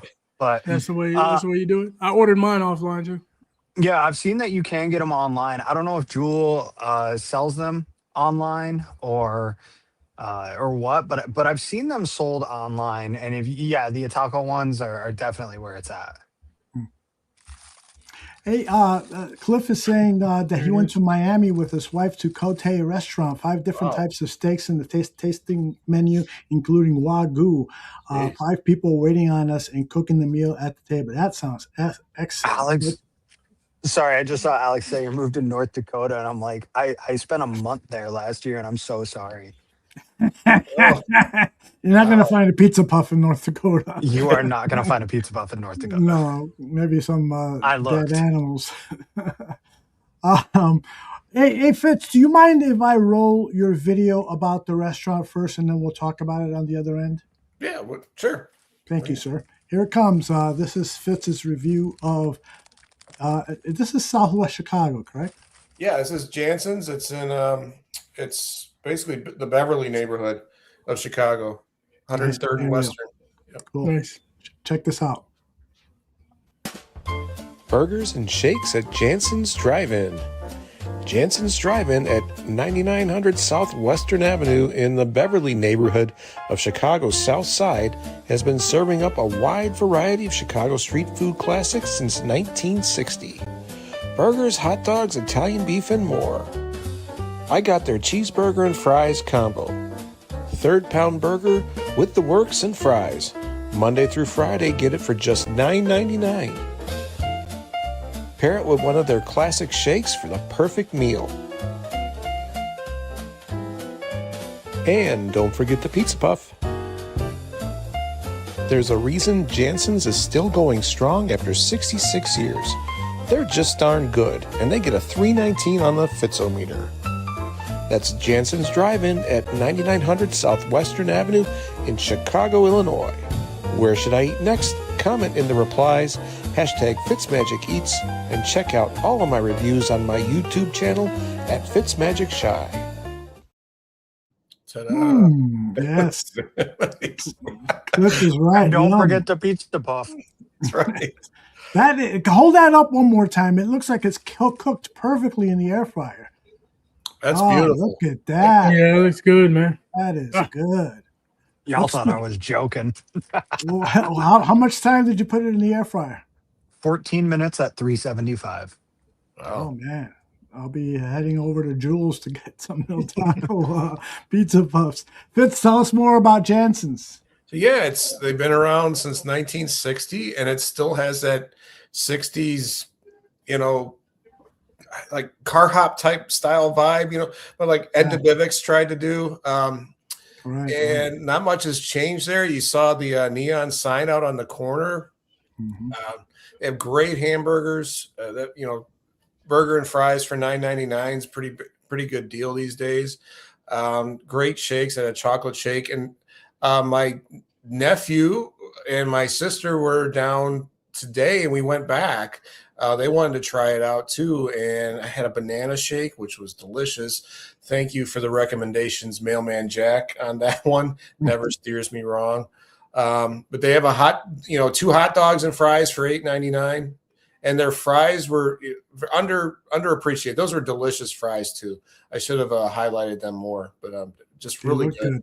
And they have like a salmon sandwich, like a salmon burger or something. Really? Just a lot. Check out their menu. They've got a lot of just good stuff. My mom had a chili dog today. She loved it. She said it was just some really good chili. Buffalo chicken sandwich. It's a great menu, but it's one of those places that kind of has stayed stuck in time, but have also evolved. Yeah. And it's just a great combination of that. Just a great neighborhood spot. It had a nice consistent flow of people in there throughout lunch hour and dinner hour, and they've got a Monday through Friday special. So check them out. Ravi says that it's a great sign, and when I saw the video on YouTube, I commented on that too. That neon sign that they have, you got to see that like from a mile away. It is a classic beauty. It's got a little wear and tear on it, which adds to the charm. Exactly, because it tells you it's been there for a while. Mm-hmm. Yeah, it's really nice. Service is good. Oh yeah, quick. Just good, friendly people. Just a good vibe all around there. Just got some outdoor seating, on a day like today, people are sitting outside, even though it was stinking hot, but definitely get a milkshake while you're there too, to wash it down. Got lots of different, just the menu is they got all kinds of stuff. I mean, if you're not into the burgers and fries, they've got salads. And so check them out. Nice. Definitely will. Got to get out that way. All right, guys, if you don't mind, I'd like to talk a little bit more football because did you guys know that Madden was going to be on the cover of the last show that you did 2 weeks ago? I mean, Caleb? Yeah, excuse me, Caleb going to be on Madden. What did I say? Yeah, so that's actually been rumored for. Okay. I keep tight on that kind of stuff, but I've been seeing it rumored for a couple months now, and I was really surprised to see it at first. But these market gambling sites like Calcium, Polymarket, and things like that. Not that I condone them or anything, but they had Caleb Williams as the favorite for quite some time, and I was like, really? Like, that's surprising. Like over JSN, like over like a Micah Parsons who's marketable as hell right now, or all kinds of different guys. Who was the other guy I kept thinking of? Another quarterback. Josh Allen? Josh Allen was on last year. Oh, okay. There was somebody else, and I can't think of it off the top of my head. But Drake May.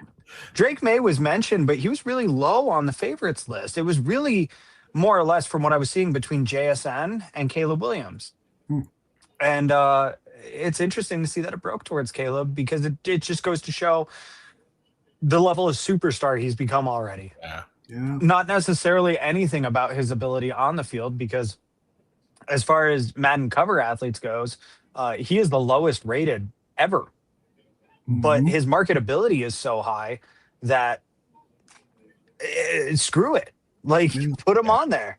I personally haven't purchased a Madden game since, when was the last time I paid real money for a Madden game? Probably 2015, if I had to guess right. Wow. Sometime between 2015 and 2017 is the So last time you haven't played the updated version since 2015? I've played, but I wait for it to come out, 50% off at Christmas, or, Gotcha. For $5 at the Super Bowl or whatever, when they start dropping the prices, because it's an annual release, they got to squeeze whatever money they can out of it. Yeah. So I usually wait for it to go cheap or go free on Xbox Game Pass or something like that. And that's when I pick it up, and I'll play last year's edition for the following season, because I'm just not that into it. But this has me genuinely considering, like, going and picking up a copy and then taking it to training camp and trying to get Caleb to sign it or something like that. Like, that's where my mind's at with it. I don't care about the game that's on the disc. I care about the merchandise part of it, and the consumerism that surrounds all of this is just, it's massive, and it makes perfect sense why they would do something like this. So I'm just trying to build up that college fund for the kids, right? All right, so I thought that's what the Pokemon binder's for. There you go.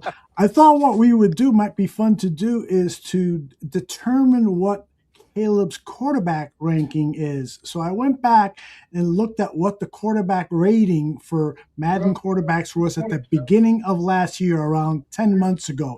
And so this is what I came up with. And so Mahomes was at 99, Lamar Jackson was at 98, Joe Burrow at 93, Josh Allen, who was on the cover, was at 92, Dak Prescott 90, Tua at 88, Justin Herbert at 87, Jalen Hurts at 86, Brock Purdy at 85, and lo and behold, Kirk Cousins made it top 10. And when you're at that 84 to 87 range, they're saying you're a top 10 quarterback. When you're at 88 to 89, you're a Pro Bowl level.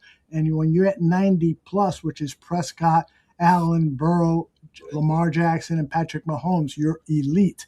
So there's so many different attributes, there's throwing, there's all this. And I just picked some of the ones that I thought maybe we could, trying to fill in the blanks here and talk about what number we would give Caleb on arm strength, pocket presence, accuracy, playmaking, have a little bit of fun with this. So why don't Fitz, do you play Madden? Not anymore, but I follow it. I understand what we're doing here. So excellent. All right, because I'd love to get your. Do you see, looking at these categories, do you have him at a 99 on any of these? Arm strength, obviously, it's not going to be accuracy. Deep ball, mobility, leadership, pocket presence, playmaking, decision making, clutch factor. Fitz, you go first, and then Danik and Zim, tell me if you see a 99 anywhere here in his attributes. Okay, so you're asking me to see if I have a 99 anywhere? Yes, and right. So, looking at this,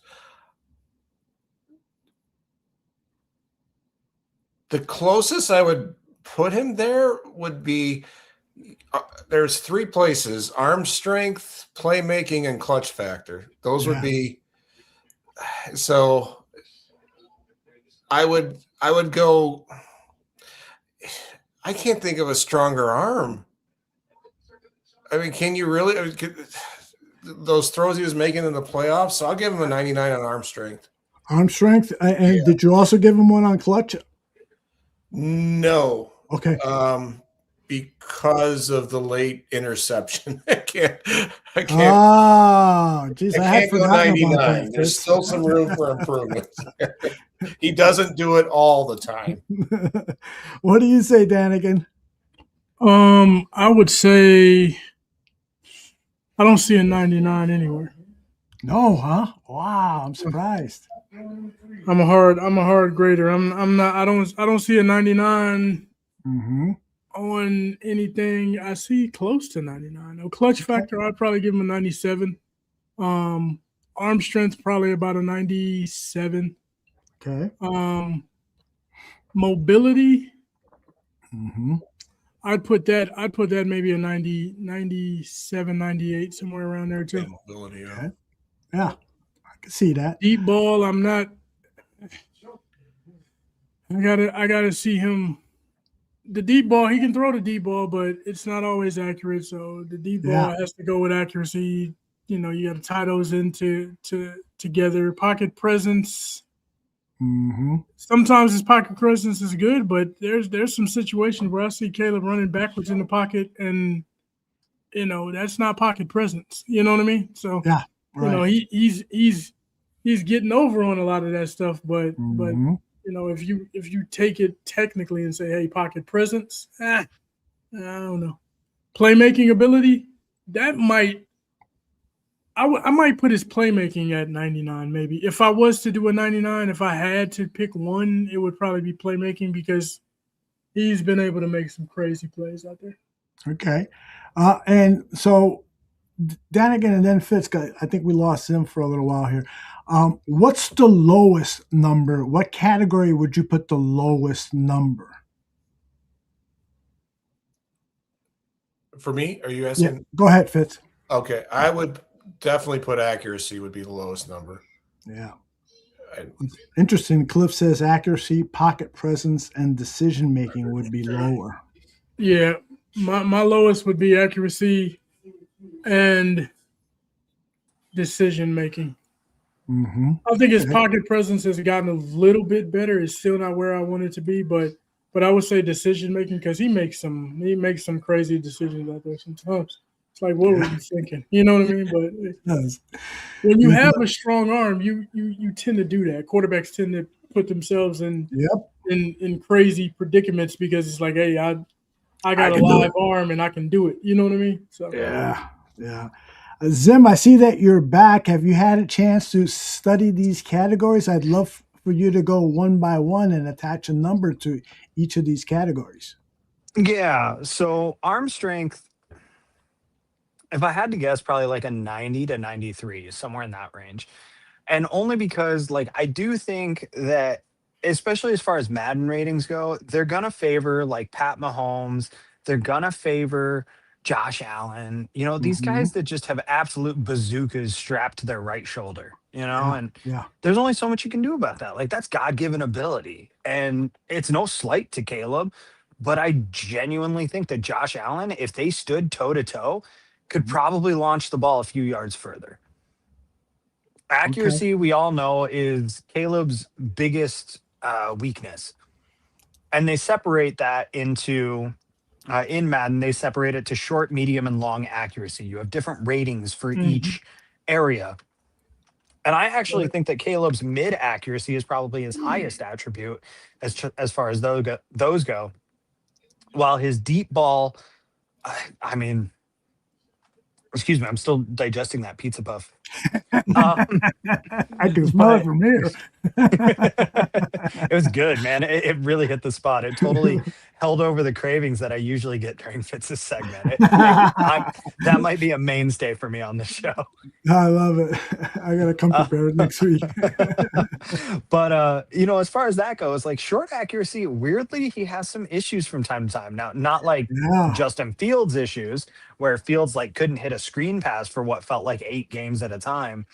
But, definitely some areas of concern on some of them. So that's why I'd probably put that one like in the high 70s, low 80s. I put his mid accuracy in like the high 80s, low 90s, and his deep accuracy. Like I've noted on Twitter or X or whatever the hell you want to call it for 2 years now that his deep ball is ass. And like there's no other way to put it. And it's probably a combination of him not anticipating it well and his receivers not being on the same page as him. But in his rookie year, Caleb missed, if I remember right, something like the first 11 deep shots he took in the NFL. Yeah, that sounds right. And they weren't particularly close either. So it's a part of his game that he's got to groom, he's got to refine, he's got to work on. So I'd probably put that pretty low, probably like in the 70 to 75 range. Like, And his completion percentage reflects all of this, which is something that the stat nerds over at Madden consider. Stats are just as important as actual physical attributes to these guys, and they make it reflect that way in the game because it's the only way to build an algorithm that accurately reflects all that. Yeah. Can I push back on the deep ball stuff? Yeah. I agree. First year, he was horrible. Oh my but think of all the deep passes he connected on this past year. I'll say he was better. Yeah. Well, how much better were other players? You think of, you've got Dallas. There was one in Cincinnati. I think was it the Loveland wasn't too deep. But you've got San Francisco. I think he had 2 of them in San Francisco. And you've got Green Bay to end the year. I mean, you don't get quarterbacks that throw that many passes that deep and connect on them in a year. That's fair. Yeah, that's fair. So I mean, maybe he threw more too, so maybe the percentage was less. But I just don't see highlights from other quarterbacks with that many deep passes. Yeah. So real quick, Aldo, just to wrap up your initial question on all of this, which is if we had to put one category at a 99 for Caleb, there's a attribute in Madden that they abbreviate to TOR, which is throwing on the run. That is where I would give him a 99. Great. 100%. That's glad you pointed that out. Yeah, that's a good one. I would do that too. Throwing on the run. Let me ask you, Sim, and if anybody knows, do they, when they come out with these ratings, is it predictive of what they're anticipating for the 2026 season, or is it based on the previous season's results? Anybody know? It's a little bit of both. Madden adjusters, I was really deep into Madden.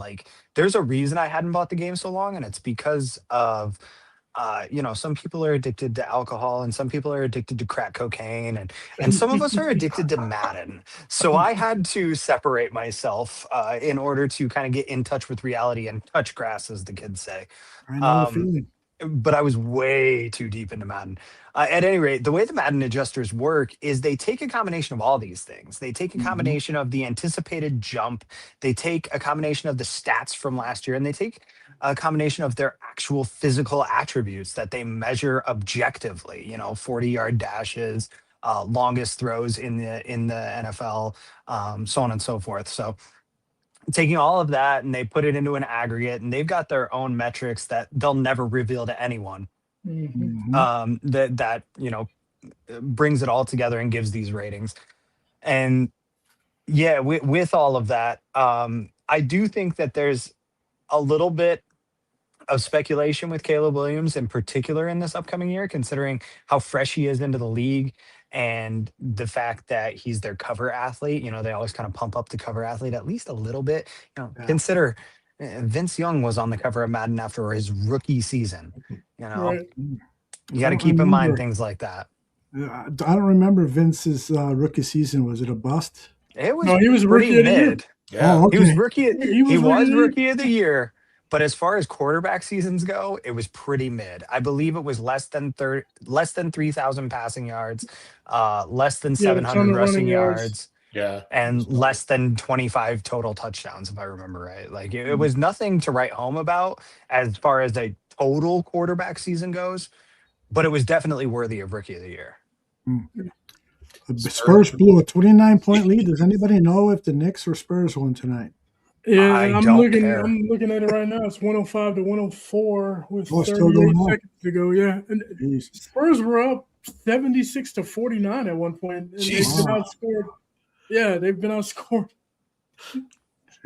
So what we can confidently say is, of the new age superstars in the league, Caleb is significantly more clutch than Wembanyama.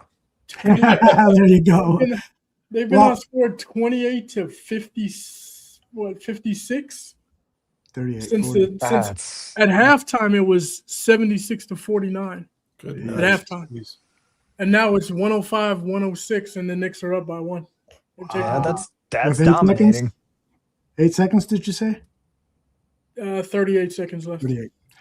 All right, so let's wrap this up by giving the overall ranking. Cliff gives Caleb at least a 91. Again, these are the numbers from last year. Start with you, Fitz. What overall ranking would you put him in? Let's kind of use this as a gauge. Would you put him above Dak like Cliff Victoria did? Cliff has him at 91, or would you put him in the second column in the 80s? I would put him between Dak and Tua at 89. Okay. Interesting. 89. Yeah. What are you saying, Zim? I already know the definitive answer. Really? Yes. Sure. I will defer to Daniken for a moment. Okay. I actually do. I do agree with where they put him, actually. And again, he is the lowest rated cover athlete ever in the history of Madden. Oh. Caleb is, huh? Yes. Wow. What do you think, Daniken? He gave you a really good hint there. I'm going Pro Bowl level, so I'm going to go 88 for him. Right where Tua is. You subtract Tua out of there and put him there. Yeah, Tua should be off the list for sure. All right, Zim, the big reveal. What is the actual overall number? So Caleb himself revealed last Thursday that he is a 90 overall. Ooh, right tied with Dak, huh? That's it. Now, keep in mind, some of these guys will go up, some of these guys will go down from year to year. You know, I would expect Tua, to drop off of this list and probably be in the mid 70s. Kirk Cousins, I would expect Kirk Cousins to be at like a 78, probably. Dak Prescott didn't have a crazy impressive season. I'd probably expect him to drop a few points. So that would put Caleb potentially right in that top 5 area, which I would agree with. That feels really homeristic to say. But then when I actually think about the guys in the league that I would have over him, I think that list is probably Mahomes, LJ, Burrow, Allen. That's it. I don't know that there's anybody else in this league I would want above him. And even some of those guys. No, Jalen Hurts is what happens when you build a system around Justin Fields. Dang. I know. That's a really hot take. But I genuinely think I love it though. But I genuinely think if you built around Justin Fields and had an actual good coach with him, he would have the same level of success as Jalen Hurts, where you look at him some weeks and you're like, holy shit, this dude is top 3. And you look at him other weeks and you're like, holy shit, how did this guy rob this team blind for $180 million?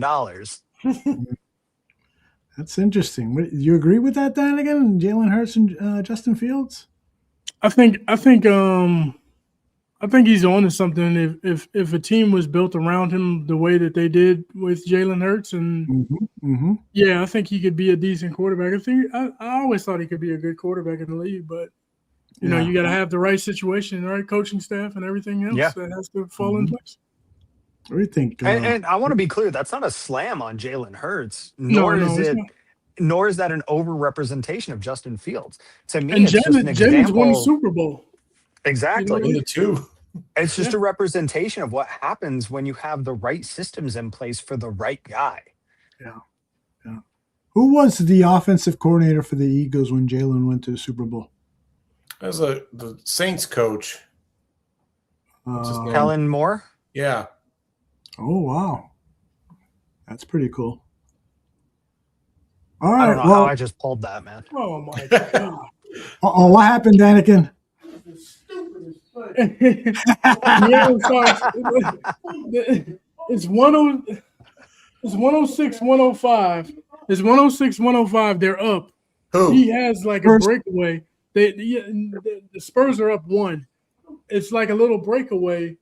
He tries to go in and lay the ball up instead of pulling the ball out and running the clock, and misses the layup. And the Knicks now have the ball with 5 seconds left. Well, who was it that missed the layup? De'Aaron Fox, supposedly the veteran for the team, actually. The guy who's supposed to be the smart point guard who controls the rhythm of the game. Yeah. Oh, God. That's crazy. All right. Well, keep us updated, Daniken, and let's move to our pop culture segment. There is a new Steven Spielberg movie out this Friday. It is what is it called? Uh, Disclosure Day, and it is about. This is the third or the fourth Alien movie that Spielberg has done. This is coming out again this weekend, and it is about the government hiding the fact that there are aliens. I got some video to play while we talk about it, and it starts to become clear that there are aliens, and the world starts to panic and a lot of things. I don't know a great way to describe the movie because I'm trying to be as surprised as possible when it happens, but I did see some of the ratings for it, and it ranks among critics from good to great. So I'm actually really interested in seeing this in the theater on the big screen, and I'm a big Spielberg fan just because of what he does with the camera. Some of his movies I don't like, but from a visual standpoint, these are phenomenal movies. Every movie he's ever made has been phenomenal, and he's one of the great filmmakers, storytellers of our time, and will be forever in my mind. What do you guys, are you guys Spielberg fans? Oh yeah, Definitely. Yeah. yeah. Yeah, Steven Spielberg is one of the best to ever do it, man. Mm-hmm. No doubt. Yeah. He's the king of summer blockbusters. Yep, he Back sure in the is. garage, you know. And, you know, unlike some other producers and directors in the modern movie scene, he's not afraid to put out a shitter. You know, he Yeah. does it every once in a while. And he's Yeah. like, I'll just make a great one to make up for it. And you're like, okay, I trust you. And then he does. Like, It's He's earned the interesting. right to take chances. Yeah, it's That's interesting it. you say that, Zim, because one of his, I was just watching the Martin Short documentary on Netflix, and the two of them were great friends. It's like they were part of this family cohort that always vacationed together, like with Tom Hanks and and Martin Short said he's in a business where 90% of what he does is failure. It's always the one or two things that makes the money, you know.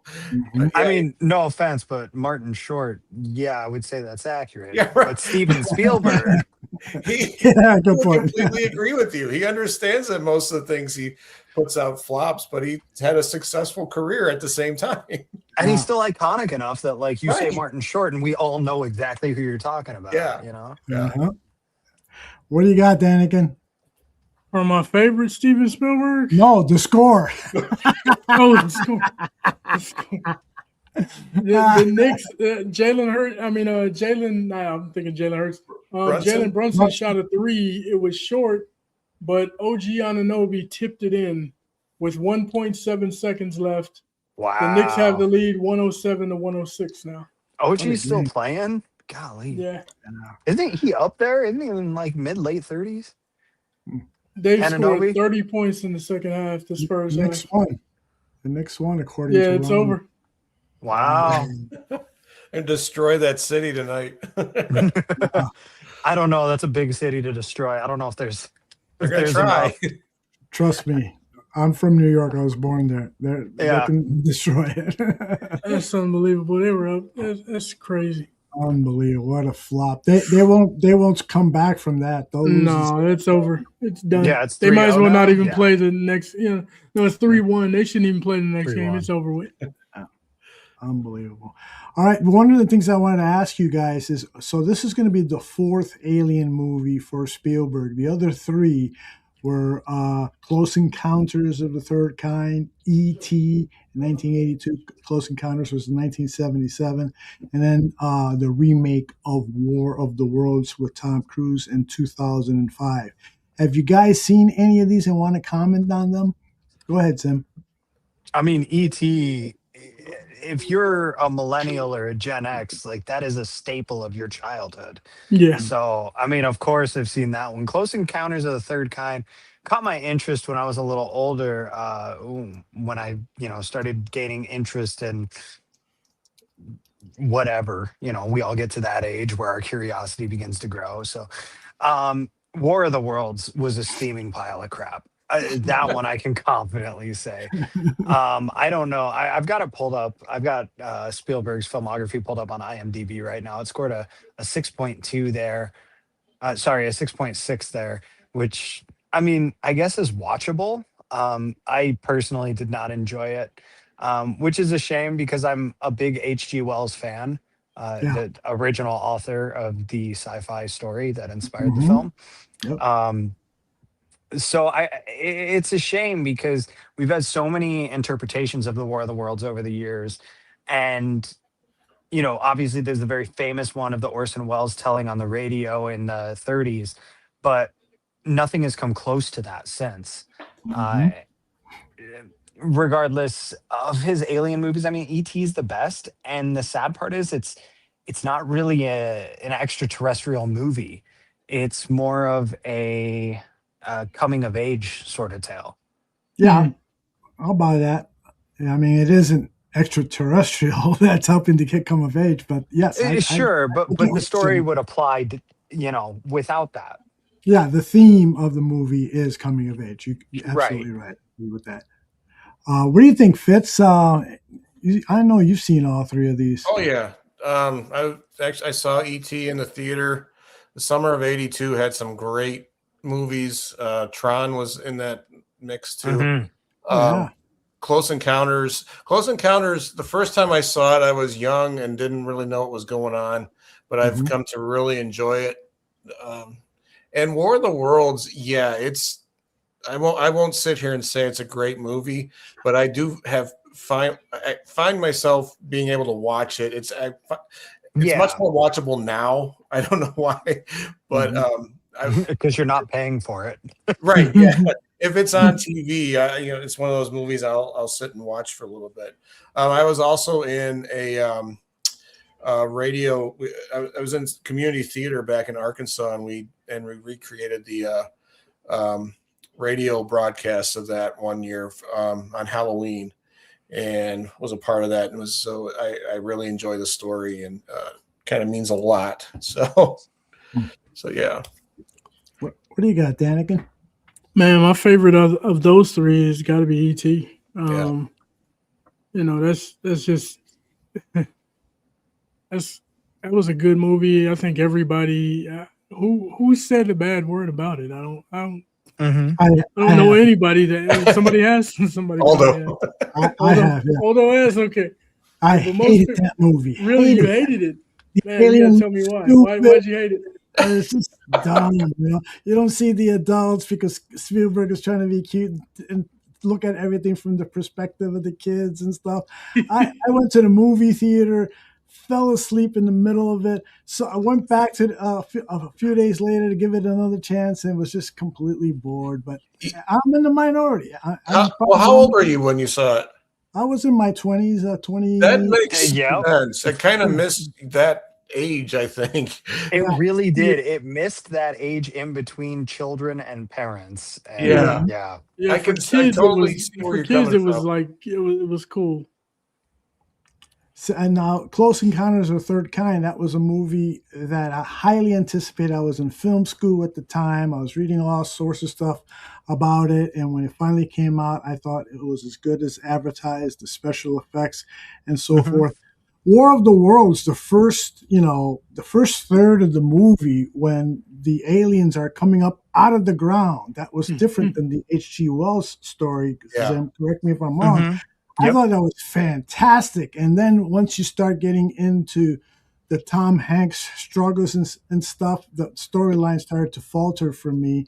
Yes. But you know what is interesting about these three movies and a lot of Spielberg movies is that there's a theme about poor parenting. In Close Encounters, Richard Dreyfuss is a terrible parent to those kids. In E.T., the parents are like not really paying attention to the kids and so forth. Tom Cruise is a terrible parent in War of the Worlds. The movie Poltergeist that Spielberg didn't direct, but he was the producer that and played a major role. Some people saying that he actually directed some scenes from that had the same theme. It's been a constant theme in a lot of Spielberg movies. Yeah. Now that you Parents, mention it, yeah.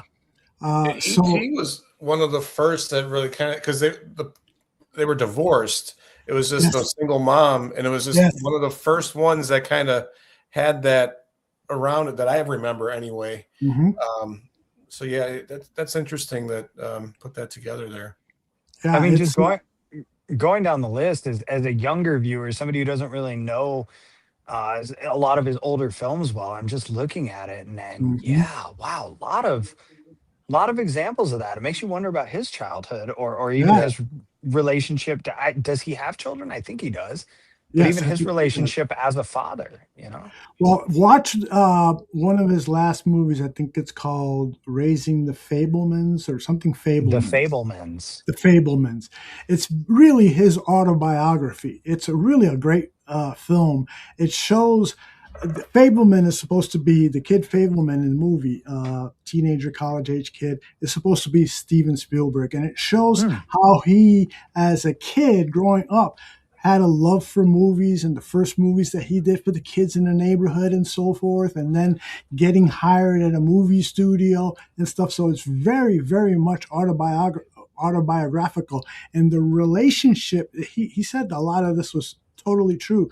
The relationship that he had with his father was fractured because his father was a scientist and was so into his work and didn't take seriously Spielberg's love of movies. Plus, and I don't want to give away because there's a big surprise, but his relationship with his mother becomes fractured because of something that happens. I won't give it away because it's a great surprising movie, but if you want to get a really good take on Steven's childhood and his relationship with his parents, watch The Fablemans. Wow, yeah, I've read Oedipus. I'm familiar with what the twist probably is.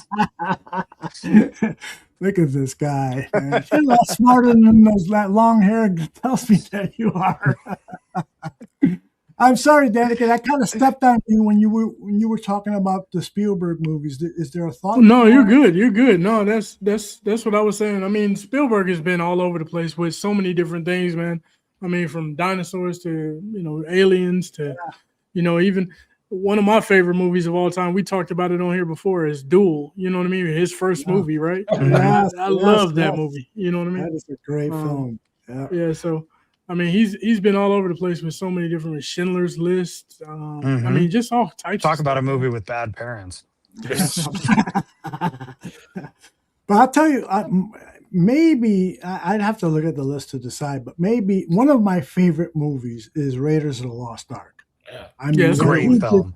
When I saw that, I went to the Water Tower Theater. I left work early to go see one of the matinees, and I was floored by it. When I got home, I was telling everybody, you got to watch this movie. I was in my early 20s at the time. And that movie still is great today. I don't think that movie will ever age. It will always be fantastic. I love watching that movie. Yeah, it is great. It is great. Well, and even from a, what's the word I'm looking for? Like a production standpoint, like it still holds up. The special effects might not be, the greatest thing by today's standards, but the tricks that they did with the filming of it to make them work and the way that, artistically they chose to do certain things in order to cover up some of those limitations that they had were just, it was super cool. Yeah. Yeah. Really, man. I have a lot of appreciation for Steven Spielberg.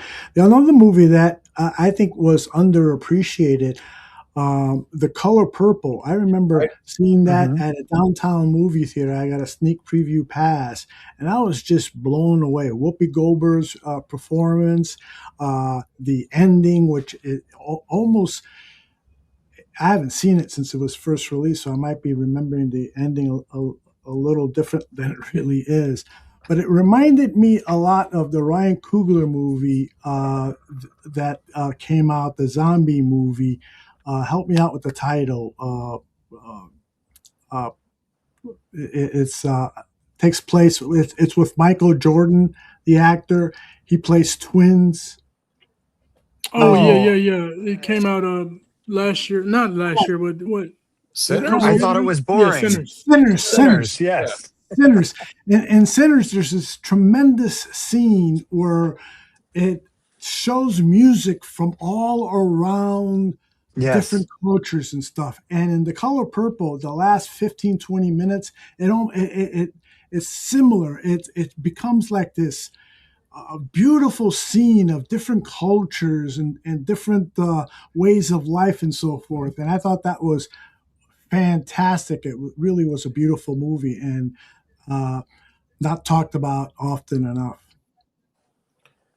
Hey, Foster, I think I might have been in the movie theater with you because I saw Raiders 15 times. I think I saw it at the Golf Glen once. Think about that. He had Raiders of the Lost Ark in 81, E.T. and Poltergeist in 82. Generational run. Then he takes a year off and then brings out the second movie in Raiders, the Raiders trilogy. With Sean Connery. Temple of Doom. Yeah. And Gremlins, and he threw Gremlins in there at the same time. Did he really? Yeah, Gremlins was 84, I think. He was a producer. I don't think he directed that one. No, that Gremlins is like he gets like first billing, like because Steven Spielberg's Gremlins. Yeah, it's at the very beginning of it. Yeah, Gremlins. Yeah, I liked Gremlins. Oh, I think I got it mixed up with a different movie. Was Gremlins the one with the little monster thing? Yeah, the little monsters. Yeah. That was a Spielberg movie? That was a Spielberg, yeah. Officially, he didn't direct it. Yeah. He was just a producer on it.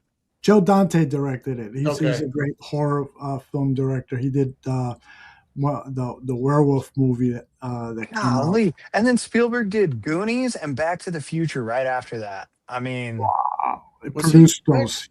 Yeah, producer, of course. Zemeckis did Back to the Future.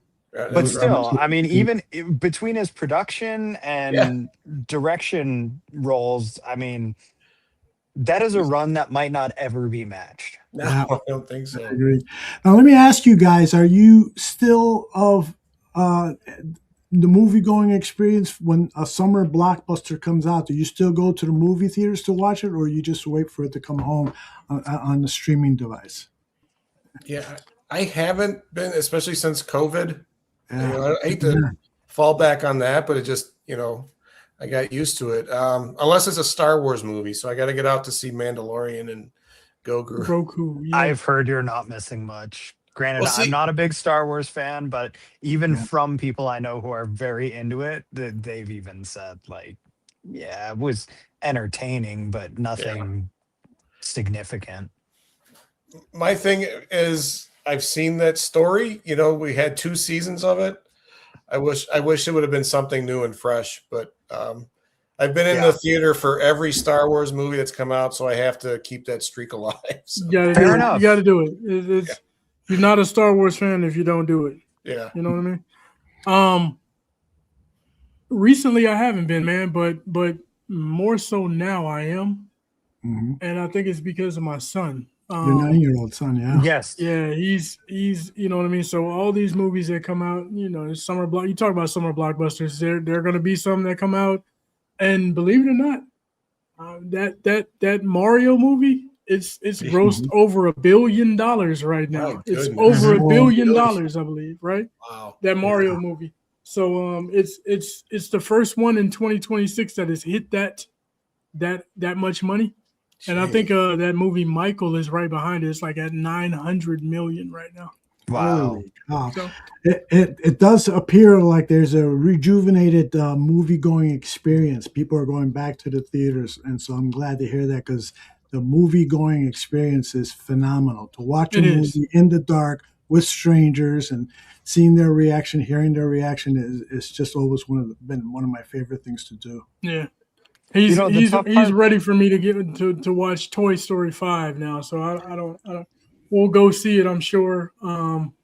Quentin Tarantino says that Toy Story, I think 3 or 4, he says it's one of the best movies of all time. Quentin Tarantino. Wow. Really? I would guess he's saying Toy Story 3 because it truly is a perfect film, and they fucked it up by continuing the series after that. Oh, yeah, because 3 is where like some of the characters perish or something like that. I haven't seen it, so I Not don't know. quite, but it puts a very, very good end on a very, very good story. And then Toy Story 4 kind of goes, and it's just like, but what if none of that mattered? And it's like, why would you do that to your own creation? Oh, right, money. Exactly. Well, people are going to go see it. As long as they go see it, they'll keep making them. I think somebody will see this one. This one's supposed to be like the balance, or like the premise of it is like toys versus the new age of technology, screens. You know what I mean, and stuff like that, and video games and screens and all that type of There's stuff. a balance, man. There's a balance. Yeah. And I hope that's what this movie shows. I really hope it doesn't go out there and try to demonize modern technology the way that I think a lot of grandparents, for lack of a better way to put it, a lot of grandparents. The attack on our elderly ones. Why are you attacking our elderly listeners right now? Because they didn't grow up with it, and understandably so, they don't see it the same way because of that. And I completely understand why. I'm all for both sides of it. It's why I think that balance and moderation is key in all of it. It's something we preach about in all kinds of different areas of our existence. Moderation is key for everything. I mean, me and Aldo was talking right before we got on, and we were talking about my son, and it's like, if I let him be, moderation goes out of the window. He will play a video game the entire day. You know what I mean? I get that. He will. See, so it's like, you gotta kind of like get him to let up off of it a little bit. I have two very different children, where my oldest, if I leave it to him, he will wake up, get on his computer, and won't get off of it until sometime Thursday. Like he will forget to sleep. He will forget to eat. He will run across the hall to the bathroom as quickly as he can and run back into his room when he needs to. Whereas my youngest, he'll sit there and he'll watch the stuff, and some days it'll be a few hours and other days it'll be a few minutes, but sooner or later he gets bored and he's like, I'm tired of staring at this thing. I'm antsy as fuck. I got to get up and do something. And he'll go grab, Hot Wheels or Legos, or run out in the backyard with the dogs or whatever. And that's it. Different strokes for different folks, right? We're all built different and we have to embrace it. He's 5. And he's been this way since he was 3. Okay. Wow. Pretty much since he was able to get up and move around on his own, he's wanted to get up and move around on his own. And mine is like, my son is, it's not like he doesn't want to do anything else, but he'll, he wakes up, like if it's school, he gets up early to play his game. He'll get dressed. Wow. Get like dedication. He's dedicated to it. It's 5:30 in the morning, and I get a click on my phone, and it's like, DJ is logged into PS5, and I'm like, What are you doing? Are you getting ready for school? Oh, I'm already dressed. I'm good. I just want to play a little bit before I go. Yep. 100%. My oldest is exactly the same way. I think we got very similar boys in that regard. Wow. He gets up, at least an hour and a half before he's got to go to school. And he walks to school. It takes him 15 minutes to walk to school. So he gets up and he'll eat his breakfast and he'll brush his teeth and he'll be ready. He'll just sit there for 45 minutes doing, watching his TV show, or, finishing that last episode of Stranger Things. So he's got something to talk about with the boys before school, or hop on, whatever game he's got so that he can, grind out his XP before the day starts or whatever. Yeah.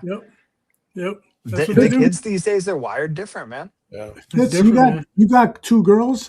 Yeah. Okay, and so none of them got into the video game? No, they really didn't. No, they got into dancing when they were like about 8 years old.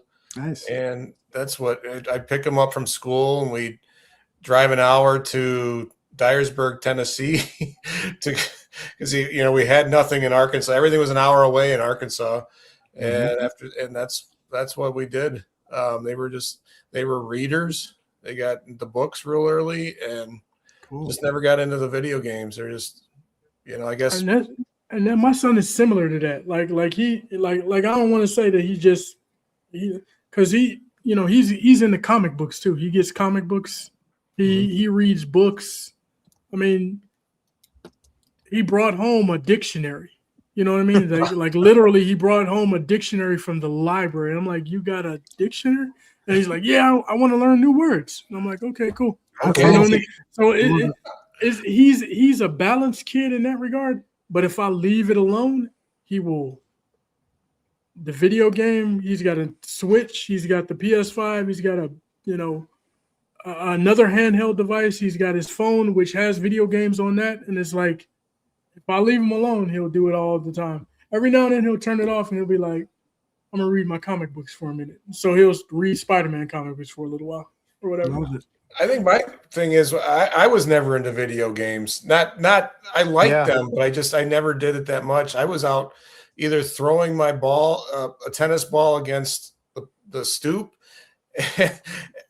or at the playground playing basketball. That's what I did. I thought Spit was going to say he was playing wall ball. You remember that? Anybody play wall ball? Absolutely, man. Throw the ball, a tennis ball, and somebody drops it, and you just. We played a modified version, man, because the middle school that we were at was separated into two buildings. I mean, this alley that ran between the two buildings. So we played a modified version where both walls were live. And man, it was dangerous out there. That's wild. That is wild. Yeah. You got to run and touch the ball. If you drop the ball, you got to run and touch the wall. But people can kick, punch, slap, clothesline you, whatever you want to do. Do you guys think that we should be worried about Cliff's adult son? He likes shooting other people. Interesting. As long as it's virtual, we're good. All right. One quick question before we get out of here is, all right, here are some of the perceived to be summer blockbusters. And these are, what the people in Hollywood are expecting to be blockbusters. We've already talked about The Mandalorian and Grogu. Masters of the Universe, Disclosure Day, the Spielberg movie. Toy Story 5 comes out June 19th. Supergirl comes out June 26th. Moana with The Rock returns as a live action adaptation of the animated movie. That's July 10th. The big Christopher Nolan movie with Matt Damon and Zendaya, The Odyssey, July 17th. And Spider-Man, Tom Holland and Zendaya reunite to do another Spider-Man movie. Out of those movies that I just mentioned, did one of them just say, yeah, that one's on my list of things to see? I'll be quick here. I'm going to go Masters of the Universe. I agree. I was never more disappointed by a movie than the first Masters of the Universe back in, was it 87? I think it was. It was so horrible. So it really looks really cool, and I really want to see it. I kind of want to make up for that disappointment I felt as a child. So there's just something about really strong, muscular men named He-Man. With his sweating body and his heaving chest, fighting other shirtless men. Wait a second.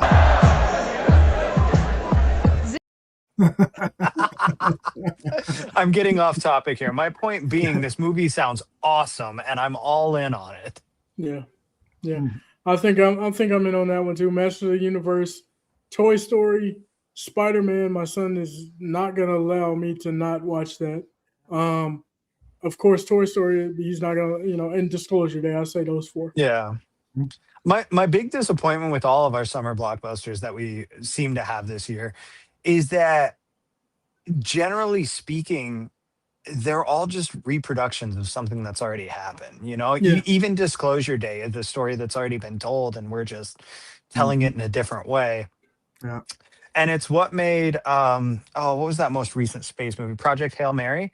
It's what made that movie a little different, a little more interesting. Anybody see it here? I did not see that one. I haven't, and I kind of want to, because it does seem like an actually interesting, different movie. But at the same time, a lot of the aspects that I understand from it sound like it's kind of just a modern twist on Space Odyssey 2000. So, I'm curious about it, at least, though, which is something. I know what to expect with all these other movies. I really want to see something different and original. Yeah. Good luck with that. Yeah, it's not going to happen. Even looking at, this list of Spielberg movies that I've got up here, they're all his most recent 5-10 movies are all either retellings of old stories or adaptions from books, or or historical fiction. You know, Spielberg was on Turner Classic Movies yesterday. He was introducing a reshowing of Close Encounters of the Third Kind, and he said during the interview that he was going to direct the first Harry Potter movie. Mm-hmm. I didn't know that. He was on board for that, and I think the series would have been completely different if he had. Absolutely, it would have been way darker and darker. better. I think. Well, and the Harry thing Potter is, was okay, but the last two movies in particular are very dark, especially Yeah. in comparison to the first 6 films. Yeah. You know, 5 does a decent job of capturing how dark it is, because 5 is where the shift is supposed to happen in the story. But it's just why is Danica laughing? He's watching. I'm laughing at somebody on X put the Spurs' new logo is the Atlanta Falcons logo because they turned it. I was hoping to watch the game, but now that I know they blew a fucking 50,000 point lead, I ain't gonna watch that. I'll watch SportsCenter or something. Oh, man. Go watch the replay of the Sox game. Go watch the Sox take over first place in the AL Central. They win tonight? They sure did. Win? They did. They sure did. Last night, I turn on CH, the network that the White Sox are on, and I'm hearing Bob Costas announce the game along with Steve Stone.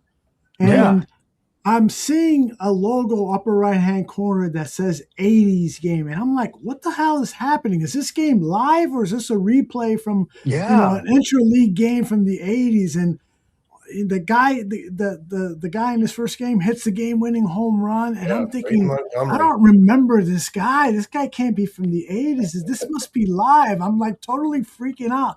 That was a moment, man. That was a moment. Wow. That was awesome. That was so cool to see.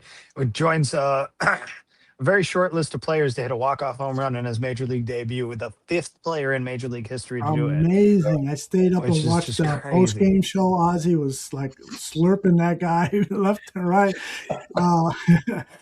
The Sox, man, they're so exciting, and they've got so much young talent out there. And it's like every time they call a guy up lately, he just performs, and you're like, what the oh my like, goodness. where They've did had these guys come 12 from? players make their major league debut this season.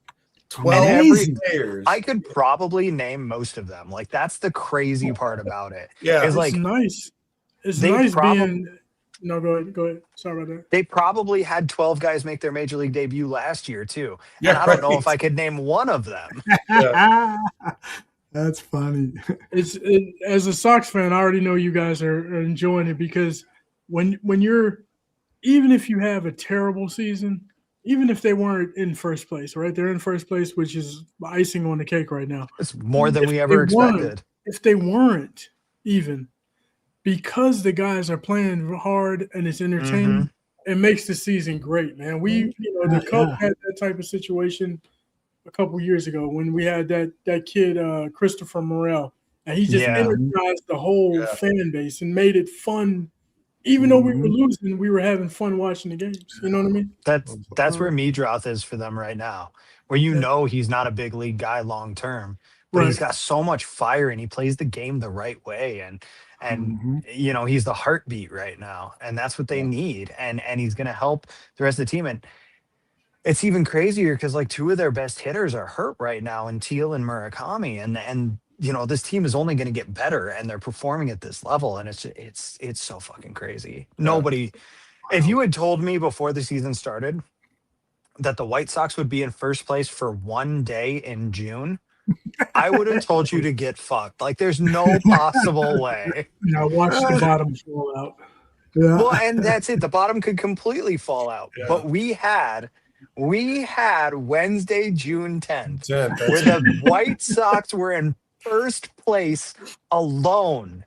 Yeah. Not You don't know how many times tied, I've seen, not we're back. like- We're back. We're Dude, this back. is it. Hang the banner, dude.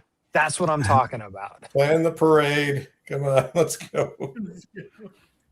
Cliff wants to know, how is it that you can get hurt in baseball? That's a good question. Cliff, I'm going to tell you something right now. Go outside and run 90 feet at a full sprint and tell me that you don't get hurt right now.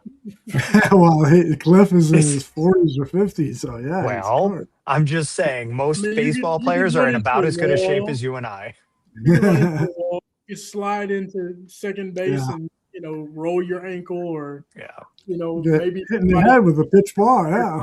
or something like that. Maybe The you main get hit thing- in the side with a baseball at the plate. You know what I mean? Yeah. Things like that happen. There's two kinds of injuries in baseball. There's sudden impact injuries, which is, like Danigan's talking about, where you're either sliding into a base and jam your ankle, or you get hit in the head with a ball or whatever. And then there's repetitive use injuries where you're playing 162 games over the course of 200 days. Like your body breaks down over time. Or you could have, injuries like Eloy Jimenez and Luis Robert, and just Yeah, be where you fragile think too hard individuals and you that- get hurt. Yeah, exactly. Running to first base, and you're constantly pulling hammies and things like that. Hey, hey, that's exactly what happened to Murakami. Let's not get carried away. Yeah. Here. Well, I'm just saying. No, you guys have a history of it. How many times did Eloy pull up with a tight hammy on a sprint to, or not even a sprint, a jog to first base? Yeah. But you ask how you get hurt playing baseball, and let me just tell you my story from 2 days ago, where I'm teaching these boys some stuff in at baseball practice, and we're doing a drill where you're only supposed to hit to one side of the field, and the guys are they're 11, 12, 13 years old. They're kind of struggling with some of it, so a few of the boys get kind of lackadaisical and start sitting down in the outfield. So I pick up a bat, and I've got a bucket of probably 50 baseballs next to me, and I just start whacking fly balls out to the outfield. Like, you guys want to sit down, like, go shag some balls, here you go. And I'm whacking, and I do about a dozen in a row or so, and I start feeling something in my right calf. I'm like, it's no big deal. Keep in mind, it's like 92 degrees and 90% humidity. I hit 2 more, and my entire leg just locks up. I'm just cramped from my hip all the way down to my leg. Dang. Now, let me tell you what a great assistant coach I have, because I drop the bat and start limping away, and he goes, I got you. And without even hesitating, just picks up the bat and starts hitting balls out to the boys right over. I thought he was going to bring you As some water. I'm limping off the field, and the boys are like, Coach sprained his ankle. What are we doing?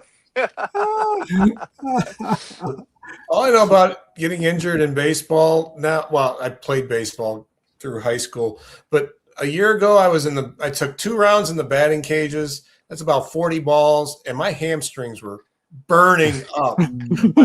Like, what is going on here? Wow. Like, why are my hamstrings hurting? Good stuff. All right, fellas. I hope we can do this again next Wednesday. And then maybe take a couple of weeks off of the 4th of July and stuff, and then get back into it in August when the Bears get back in camp. So if you guys are good and available next Wednesday, why don't we tell people that we'll see them here, same bat time, same bat channel.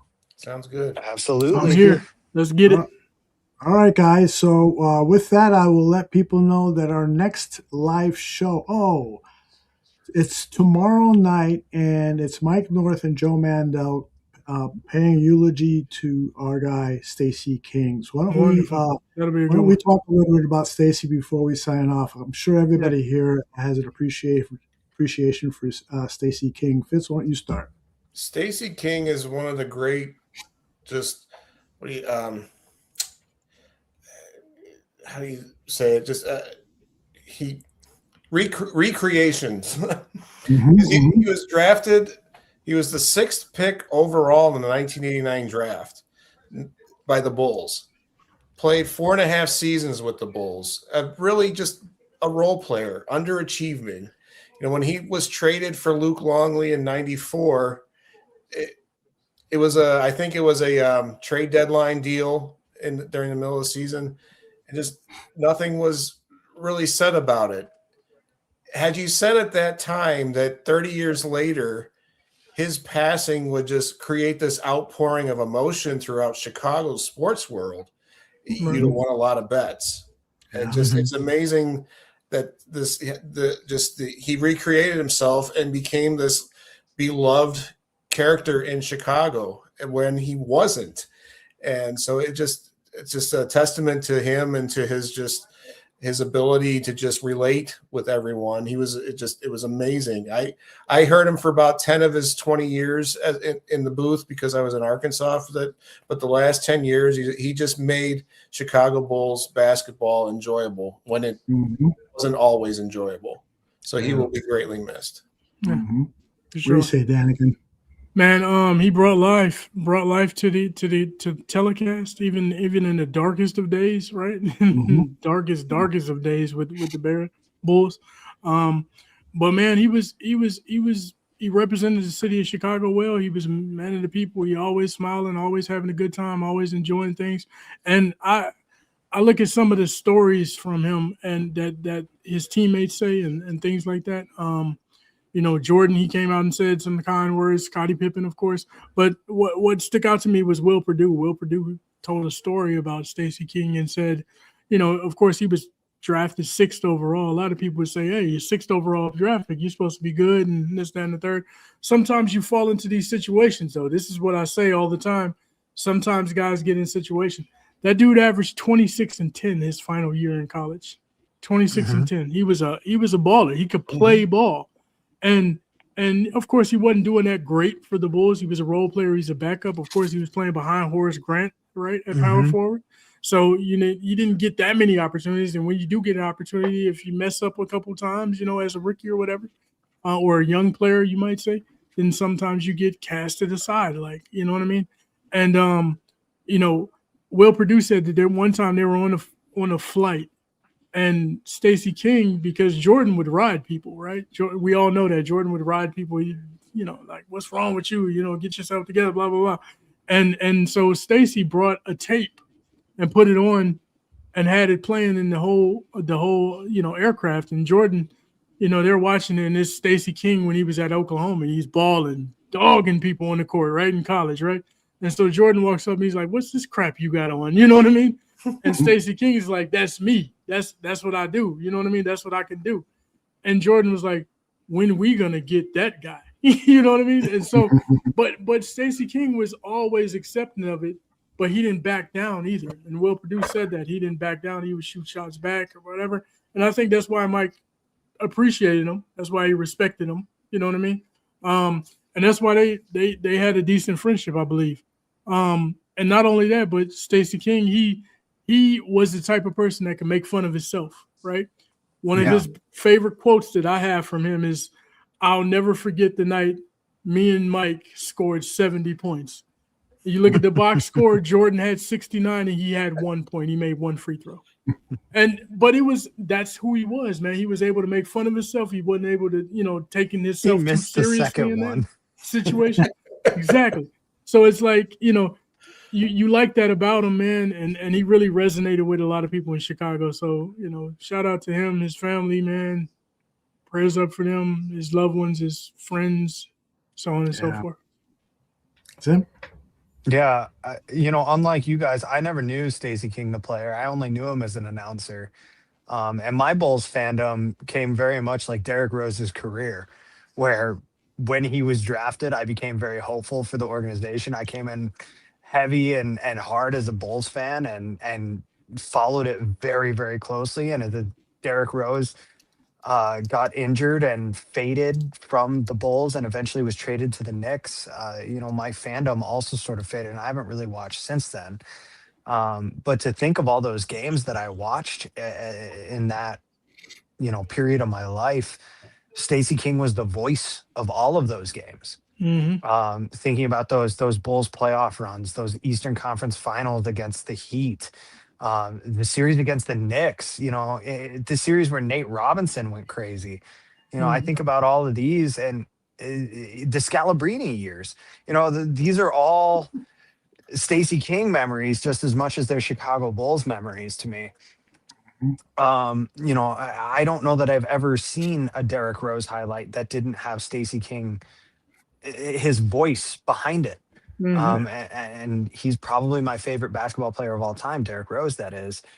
And, and granted that goes to show my knowledge of basketball and everything, but I won't forget, I've only been to 2 NBA games in my life, and one of them was Bulls Nuggets in Denver.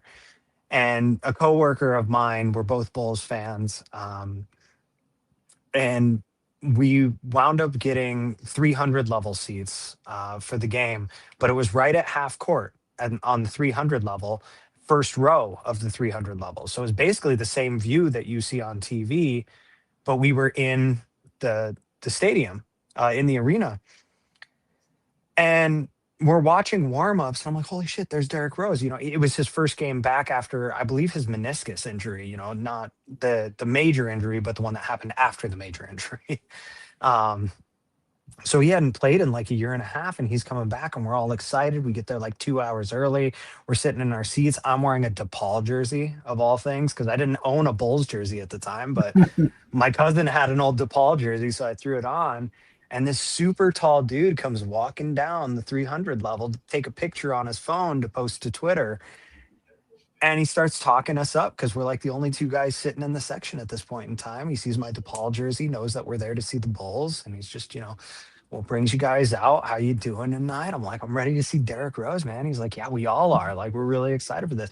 I had no fucking clue who this was. And it's Oh, Stacey wow. King. Wow. It's Stacey King just Uh-huh. chatting up a couple random fans because he wanted some content to post to social media. How about that? And he knew we were fans, and he decided to take his time and chat with us that night. And Mhm.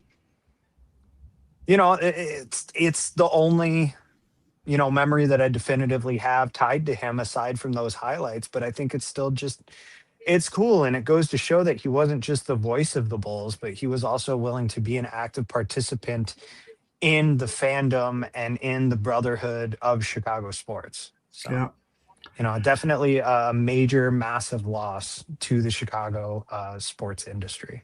Absolutely. I'll finish the show by sharing a quick Stacey King story as well.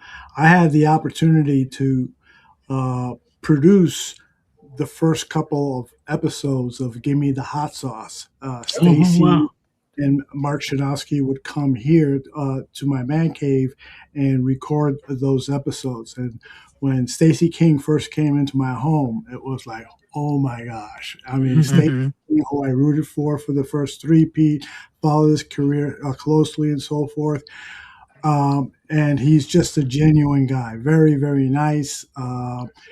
Clearly was having some health issues back then. This was during the beginning of the pandemic, and he was just coming off of, I think, several months earlier, his brother had died of COVID-related illness, and so he had been going through a tough time. And he comes down into the basement, and it wasn't easy for a 6'10" guy weighing over 400 pounds to come in and out of the place. But while he was seated here talking to us before, during, and after the broadcast, he was just a masterful storyteller. And so I'm going to close the show with one of his stories that he shared, and I'll just set it up by telling you that this is an example of how much he loved his mother. This is a story of him. His mom bought him a golf shirt, a polo shirt, and she, and he really dug it. It was a striped polo shirt looking really, really cool. Unfortunately, when he wore it to school, his friends didn't quite care for it. So I'll let Story tell the story. It's a minute and a half, and we'll close the show with this. Guys, been great coming back and spending time with you, and I'm looking forward to next week. We'll see you all. Stick around and check out Stacey King. I go, Mom. She goes, baby, how did everybody like your shirt? How did everybody like your shirt? And I said, Mom, don't ever do that to me again. You embarrassed me. You made me feel, everybody made fun of me all day long. They did horse jokes, and it wasn't a polo. And she goes, really? She goes, let me tell you something. She goes, I don't care what they think of you. If they're not putting money in your pocket, clothes on your back, or food in your mouth, you don't give a damn what they think. And if you score around here worrying about what people think of you, boy, it's going to be a miserable life. And at that particular time, I was sitting there, what she said resonated.